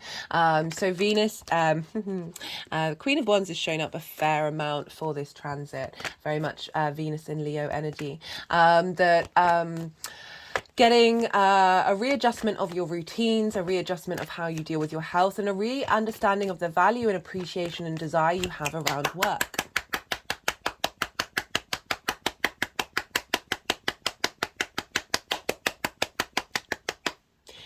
Venus moving through here. She's not a big fan of moving through the 6th house because, the 6th house for me is the adult in the room. Like, you've kind of got to be the grown up. These are difficult things that the human being can struggle with to get the ball rolling and get going with this kind of stuff. But this long transit is really helping. It's starting a new 8-year cycle. So we're ending an 8-year cycle and we're starting a new one. And we're going to be revisiting and going over what's important to your heart in terms of your work and how you embody that. What's important into how you take care of your health, how you bring in routines that really are going to establish for the next 8 years. So it's really helpful, it can be really helpful to look back in time and see what themes came up for the last retrograde. I'm trying to make sure that I don't talk so much when they're clapping, because I appreciate it can be a bit difficult to hear. So if you want to look back to the summer of 2015, so we had a retrograde then 8 years ago, and you looked at the themes that came up during that retrograde, but also look to like the beginning of October to see what was instigated, what was started for that next 8-year cycle. And also check out the midpoint of August in 2019. So this was the midpoint between the retrogrades. And often we got a lot of clarity, a renegotiation of what it is that's important to you, how you value yourself, how you are valued at work as well might crop up. In that past cycle. As I said, we're starting a new cycle, but themes may come up linked into that old cycle that are helping you understand the journey that you've been on. Sometimes we can forget how far we've come and what we've actually learned, because when we put it into practice, we kind of forget. So things may crop up, maybe relationship dynamics at work. In the way that you work. So Venus not only represents you, and let me go back to Venus just generally being in the 6th house, getting more pleasure and joy in your work, getting a bit more motivation, a little more, just there's a flow, there's ease, there's creative outlets coming in how you embody your work, thinking creatively in terms of your health and your routines, bringing that vitality of the sun into the forefront, but really focusing on that heart space. What does your heart need and want, and how can you get all those dynamics in line with your heart? So the retrograde can bring up old patterns from the previous cycle to help you understand that they're no longer part of this journey. There might be things that you still need to learn and grow with, and so this cycle is helping integrate that and revisit it in order to establish a new beginning and a new journey with this next 8 years. Venus, again, how you value yourself at work. I've been really focusing on with the Leo energy is, sometimes it's the ego of wanting to be seen, right? It's the sun, it's the center of the universe. That's a dynamic that's quite unavoidable. But focusing the light going inwards, shining that light inwards rather than seeking that from the outside world, just helps give you a strong foundations that the more that you turn that light inward, the more that you realize you are your own beloved in whatever form that takes, the more that you don't need that from the outside world, and then that's often when it shows up. So yeah, really focusing on that of maybe you haven't been valued at work, and this is a time for you to really understand that you don't need that, and you have that within you, and then through that confidence that comes about through this retrograde, that you're then more visible at work and appreciated, finding the value and meaning and harmony in the way that you operate, in the way that you engage in the world in terms of how you work, can also very much come up here. It might be a big strong feminine energy that comes into your life that is helping you see your value, or it could even be by not seeing your value that you are then able to reach into that core of who you are and go, I don't care whether you see me or not, I see myself. And that is a very empowering thing, even if it might feel a bit difficult and it might be a bit triggering. Retrogrades can always have a little bit of discomfort. It's about pushing social boundaries, it's about going against the grain of the dynamic that you've already been in. So it's also an elevation of where you've been and now where you're headed. So how it might be that somebody comes into your life that inspires you and brings in a sense of harmony in terms of an idea of how to take care of your health. Helps you just find more ease to set in routines, as I said, that are going to be for the next 8 years.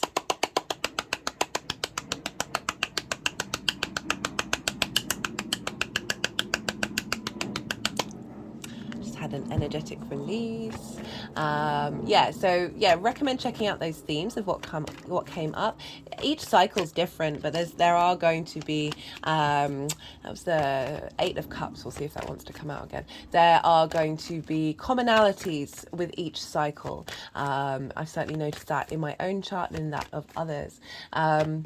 But generally, with all the astrology that's been going on, I really feel like this is a big boost in our karmic contracts being cleared, and bringing in new contracts that are going to establish a real sense of abundance and value and care. My hands have just gone over my heart chakra because we've got Jupiter in Taurus. So you know, because this is a Venus cycle, we do look to the signs that it rules, and Taurus is one of the signs that it rules, and we've got Jupiter there and Uranus. Venus is, as I said in the introduction, Venus is making squares to both of these planets twice, and there is a sense of the two benefics after a long series of eclipses and Saturn being in Aquarius for the fixed energy of getting a bit duffed up over the last couple of years, a bit chaotic, big new endings, big new beginnings. And now these planets are really helping smooth over those edges, bring wisdom, a sense of appreciation and value. Value is a very important key word for this Venus transit. How do you value yourself? The more that we value ourselves, the more that we are, and this is in any modality, in any part of your chart, the more that we are no longer striving and seeking it from the outside world, the more we actually get a feedback loop of that sense of value. So yeah, we look to Taurus. So where, you know, Venus is leveling up Taurus and Libra, and also the themes of Taurus and Libra and the houses that they're in are going to add a layer of how this Venus transit will look for you.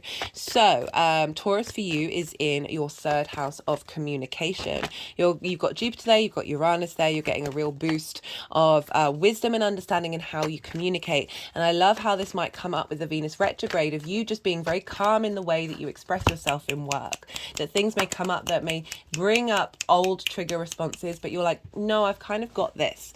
I'm comfortable in who I am. I'm adding on to that comfort. It might be that a working dynamic gets elevated during this time, or bringing in a new working dynamic that is starting a new cycle. It can show up in many different ways for us all. But that sense of communication, what it is that you do on a day-to-day basis, not necessarily routines, but your general environment is being impacted by how it is that you want to work and what's important to you. As I said, this heart. The heart is Leo. The light, the vibrancy, the vitality, getting a real reignition from this Venus transit. We've also got Libra, which for you is in your 8th house. Now, this is another in conjunct to your Pisces energy. And this is the give and take of relationships. This is the outside world's resources. This is shared resources. So this is time, money, things. This is inheritance, cosmic and 3D inheritance. So there might be a theme about collaboration with others. There may have been collaboration in the past that might have not worked out in your favor. And this is, again, helping you understand your own value. And it might be that this new cycle is bringing in situations into your life that are providing growth and support in the way that you work. Again, getting inspiration from the outside world about new and novel ways of taking care of your health and applying routines. So it's leveling up that. The more you understand what's important to your heart in the way that you work, the more that you're able to get that give and take between you and the outside world into balance. So as I said, this is leveling up those areas of your chart, the 3rd and the 8th, as well as bringing in themes linked into these areas. Right, so also recommend checking out where your Sun and your Venus is in your natal chart. Again, this is going to add in layers of what's showing up for you in this particular retrograde. So the Sun rules Leo, so wherever the Sun is in your chart is impacting Leo, and wherever the Sun is, that's going to bring in themes, as well as Venus. And so whatever's going on with Venus is impacting where your natal Venus is. So that's going to be having an impact there. And that just makes it a bit more specific to you and how you are working with this this cycle, this 8-year cycle. What else did I want to say? So as I said, all the details are in the description box. I'm pulling cards for 4 different piles. We're going to have the general energy of Venus moving through Leo for that 4-month period, the retrograde phase, as well as the sort of the preamble of the shadow phase during the retrograde motion, for the retrograde. The third pile is the direct motion of Venus, and the final pile is how all this energy is instilling and integrating into your 6th house. So I think that's kind of everything that I wanted to say. Yeah, so this is when I go quiet. They've just put the deck down, so that's kind of implying that all the cards that want to come out have come out. And now I'm going to let the energies do what they do. They're going to move the cards around, put them into the piles, and do some energetic work like they're doing now. And I said, you've just had a load of information. This is a time to absorb all of that, process that, see what intuitively comes up for you linked into this cycle. You may have already been noticing things already. Sometimes with retrogrades, it's like the moment that that planet moves into the sign, we get a lot of clues. It varies. Like I've seen retrogrades for myself and for others that happens, and also when it doesn't. So it is always very specific. So yeah, just see what comes up and let it digest, and then I'll start talking. It's difficult for me when I'm doing this kind of channeling to think, talk, and channel at the same time. So do bear with me. It's part of the process. We're very sort of yang day energy, but we need that receptivity, that down in integrating the downloads as well, both very important. And then I will come back to you and start integrating what I've just talked about with what's come up in the tarot.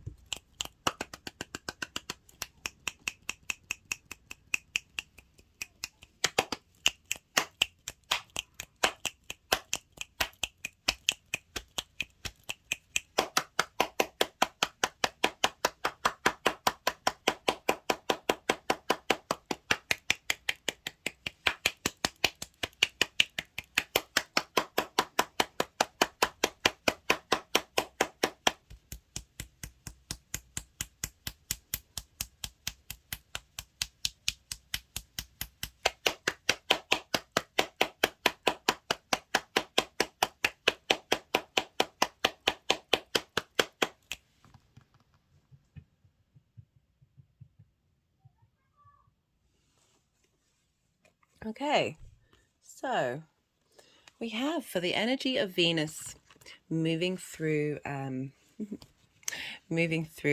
just chuckle because the Ace of Wands was at the bottom of the deck. We have the general energy of Venus moving through Leo. So we've got the Four of Pentacles and we've got the High Priestess, and this is just screaming, this journey is helping you know your own power.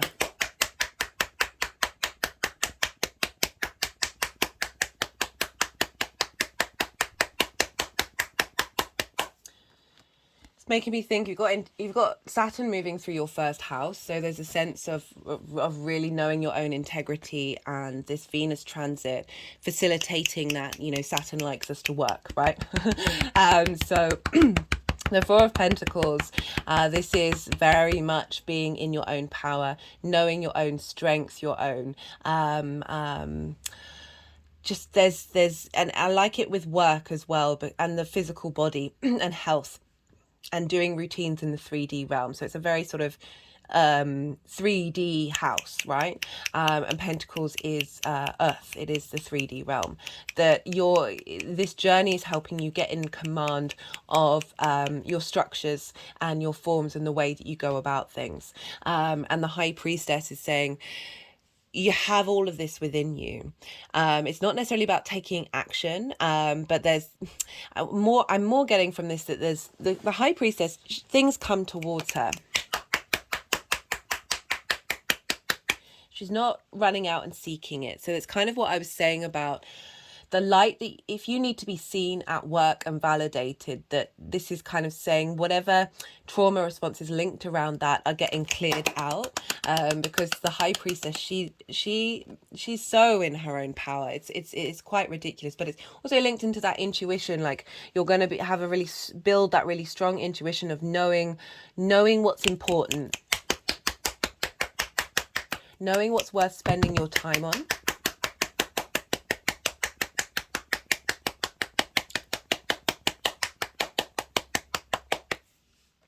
So we have for the the beginning part of the shadow phase and the retrograde.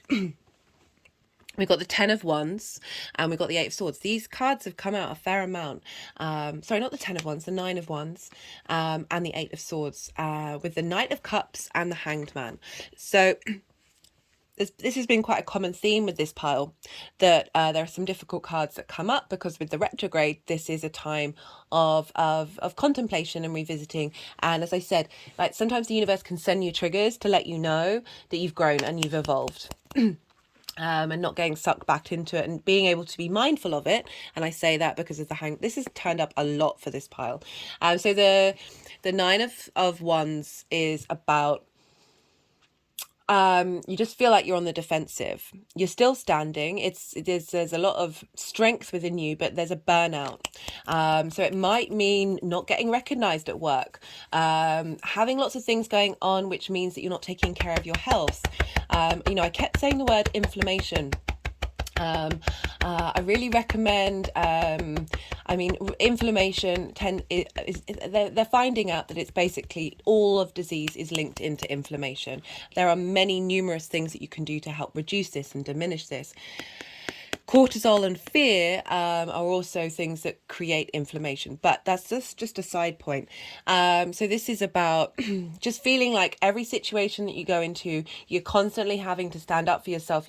There's a conflict, there's some battle going on, and that can be a battle with yourself in getting those routines going, getting your health routines going. We've also got the 8 of Swords, and this is I really like the fact that this card has come up loads, because it's saying that there's a cycle of trappedness, a cycle of feeling bound and restrained and limited, that is in a state of transition. Like, we're moving through it. There may be others that we're going to have to tackle later on. We're constantly on a journey and we're constantly in a state of refinement. So it's not saying, oh, everything's going to be magically better with this retrograde, but there will be dynamics and shifts and changes that are facilitating your growth. I mean, I've seen it across the board with almost everyone that I know and I engage with, that yes, there are still struggles, there's still difficulties to work with, but their ease in which they're able to deal with it has shifted and changed. And that's a constant evolution. So things may come. So sorry, I forgot to mention the Eight of Swords is about being trapped in a mental construct that isn't real. It's very much linked into the Maya principle of everything is an illusion. Okay, so where we have the capacity to shift out of that space and release that space. And I love the Knight of Cups coming up for this. Is basically saying, hey, I got your back. I care about you. And this can be you talking to yourself, but also the energies of Venus coming in going, I'm here to defend you. I'm taking this energetic space of you feeling like you're alone and you've got to do all the defending. And the Knight of Cups is coming in saying, I've got your back. I'm helping you reconnect to your emotional heart, your creativity. Leo's very creative energy, you being able to tap back into that creative space in your working area. But whatever comes up and gets triggered, there's a smoothness, there's a softness in how you respond to it.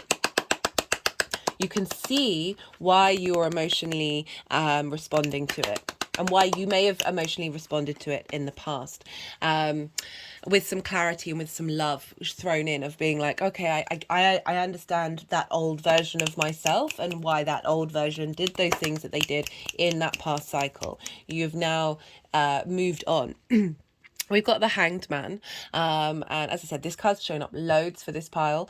This is about pause. So this is the retrograde phase. This is the beginning part of the shadow phase, where things come up, where we're in this state of observation. We are watching what is going on, and yes, they can be disruptive. They can feel a bit. You're questioning your own value. You're questioning how you see yourself.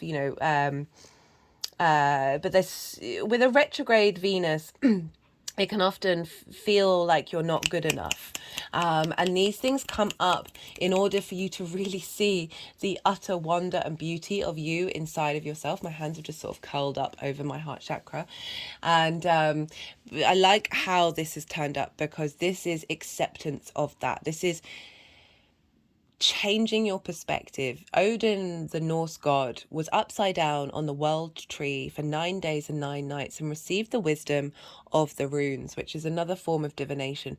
It's essentially implying that through being in a state of pause and changing our perspective, allowing that to cultivate and develop, means that we bring in more wisdom into our life, and more, there's a sense of compassion and understanding. Putting yourself in somebody else's shoes is another way of having that perspective, that wisdom, that empathy with others. And by doing that for yourself or with the people that may be triggering you, is a very healthy practice to be like, you can take a step back and you can see why all those things needed to happen for you to be at this point right now. And I just love how the Hanged Man has turned up for a lot of us. It's a really beautiful energy, and in a lot of practices they say even just standing on your head can help shift the neurons, shift the pathways, and see things differently. It can help your body see things differently, and therefore, it's a very holistic process. They're just sort of fanning these cards around my third eye and my face and my neck and my heart chakra. Okay, they're going for all of them. So clearing the cobwebs.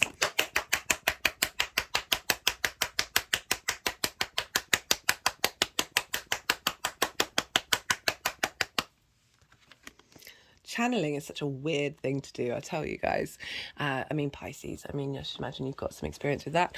Right, this is for this is for the direct motion of Venus in Leo, and so this is from the 3rd of September. I've listed all the dates in the description box, so you can go check those out and mark them in your diary and see what comes up. We've got the 6 of Cups. We've got the Queen of Wands. Love this. So this is, you're feeling good about yourself. You're feeling good about the past. You're no longer holding on to it. Hands have just gone over my heart chakra again. There's a sense of understanding and peace with this, with the Six of Cups.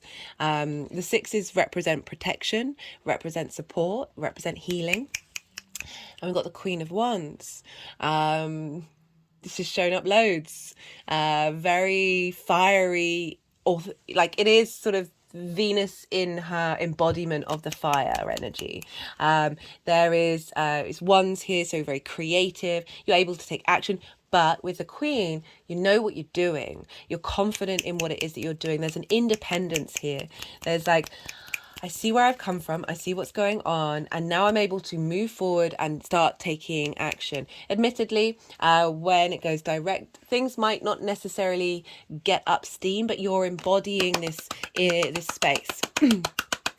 I always find it's after the planets move out of their shadow phase and start going into new degrees, that's when things sort of kickstart and get going.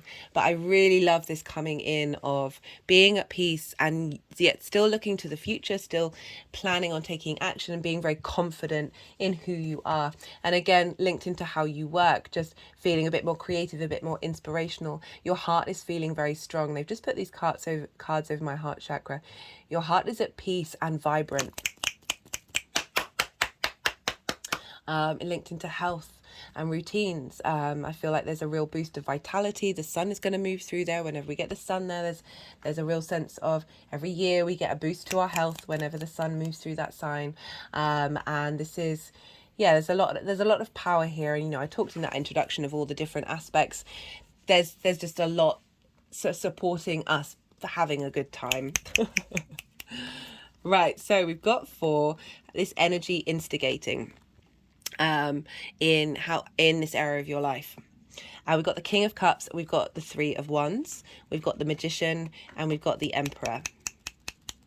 Oh, no, there's another one. Oh, sorry, Nine of Cups. Nine of Cups, the Magician, and the Emperor. So this is some powerful stuff for the sixth house. The King of Cups, very in command of your emotions, very creative energy coming in, being able to take action creatively. You've got the passion and drive to take that action and the inspiration of the King of Cups coming in of how that is going to manifest. Connecting to your emotional body as well in terms of the health. You know, we are dealing with the heart here in your sixth house, really tending to your heart and prioritizing that frequency. Maybe listen to heart opening frequencies that can really help inspire and make your heart feel at peace. We've got the Three of Wands. This is dominion. Having gone through all this, you're now very confident in what you're doing. You're now starting a new journey. So this could be a new job comes up, quite frankly. Having gone through all this, you've reevaluated your work and your value in terms of your work. And through that, a new dynamic comes in that supports that journey, supports this next 8-year cycle. So we've got the Nine of Cups. This is the genie card, the wish fulfillment. For some of you, that very much is so. But I always like to focus with this card of prioritizing feeling like all your cups are full in every area of your life, regardless of whether all your wishes have come true, being in a state of gratitude and abundance.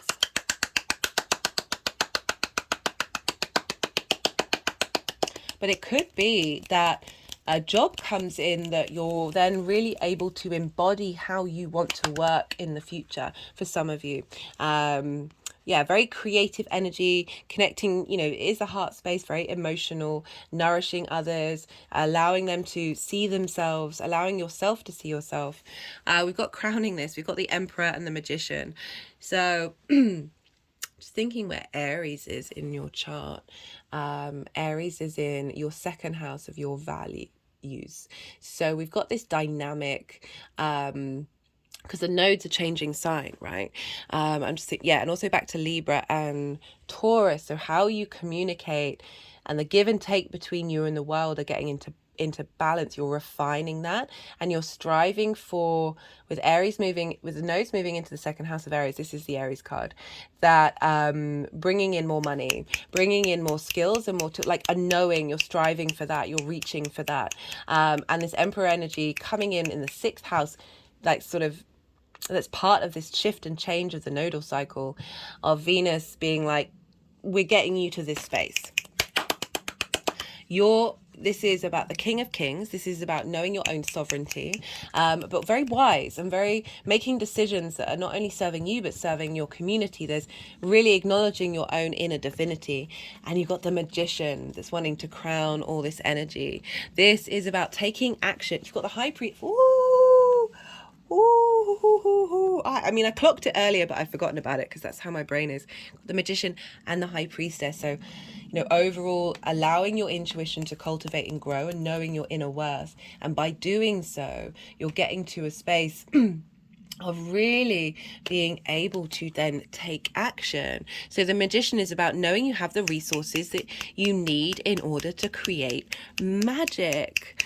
Love this. Love this. Okay, they're really wanting to highlight this combination of knowing your own power, being very confident in yourself, and then being able to bring that into your reality, and use the skills that you have. Like, also the Magician is Mercury, so this is communication. So again, that leveling up of that Taurus area, the abundance that you're getting in from Jupiter and Uranus, of really being able to express yourself with clarity and with a sense of direction and purpose that is taking you forward into this next cycle.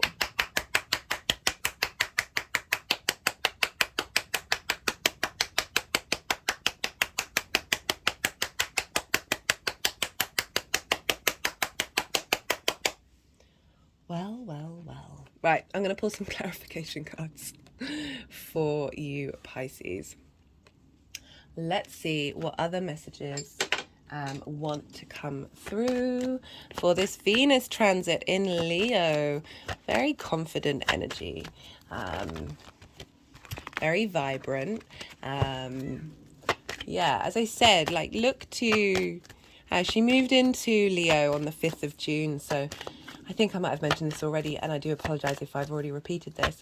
Yeah, looking to that past cycle, as well as looking at what came up right from the point of the 5th of June to the point of you watching this, just to get some clues and understanding of what's going on. Because the more, there's a reason why I do this channel, the more that we're sort of aware of what might come up, the more we can then start to co-create, because we can process things and move through important things with a sense of wisdom and higher perspective, and then instigate new energies.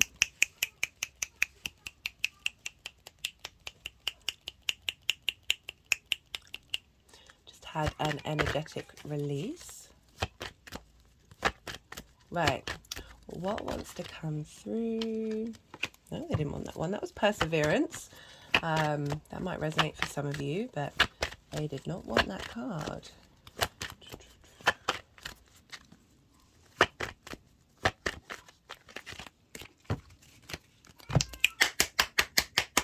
Sometimes cards don't come out because they've... Oh my goodness, it wanted to come out.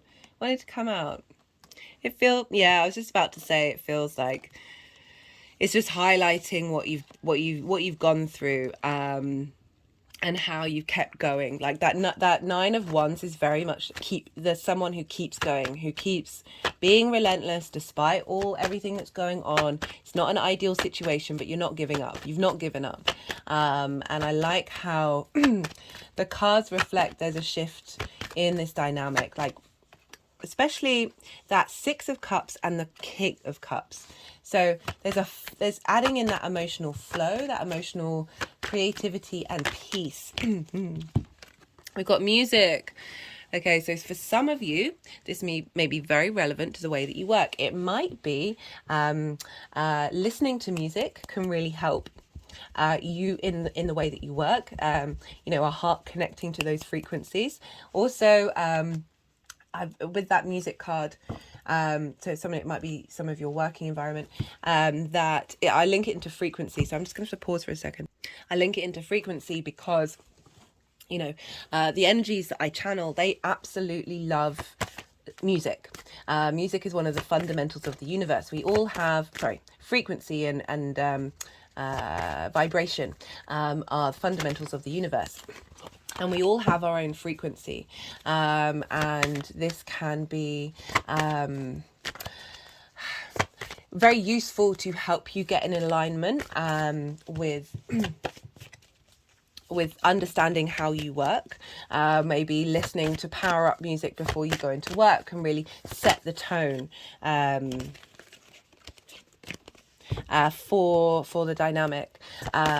You have, because this is in the future, it might be that your frequency has shifted and changed. It is 32, which is a 5, which is about change. That your frequency has shifted. So we've got the Emperor and the Star card that wanted to come out. This is the first light tarot. So we've got a double Emperor here, which is always a nice sign from the universe going, no, that's what we mean. It's got order, logic, stability, plan. So there's a sense of structure coming in. There's a sense of authority coming in, as well as the Star card. Potential success, happy endings, promising beginnings. They seem to want all of those all of those words, that your who you are is then going to be seen and visible in your work. Looking after your health and your routines. Star is also about healing, deep emotional healing. I just feel like your frequency is shifting. That's helping your health. That's helping you whether you work in helping you establish healthy routines, as well as being comfortable with not being seen, and therefore that bringing in this sense of confidence that ripples out into the world, that what it is that you contribute is then acknowledged and validated, because the star is about, you know, that star quality coming up. Okay, Pisces, I'm going to leave it at that because I could keep going. If anything resonated, don't forget to hit that like button, subscribe. Hello, new viewers. If this you feel like this helped you in any way, I really appreciate it. Leaving a comment helps the algorithm. So if you feel vulnerable putting anything about your life, you can just put an emoji, and that just helps push this out there. But on a personal note, I would love to hear from you. I love chatting about the astro weather. It just this just keeps me on my toes. It keeps me fascinated constantly. And I would it would be lovely to hear from you. But other than that, be good to yourself, be good to those around you, and most importantly, be well until we meet again.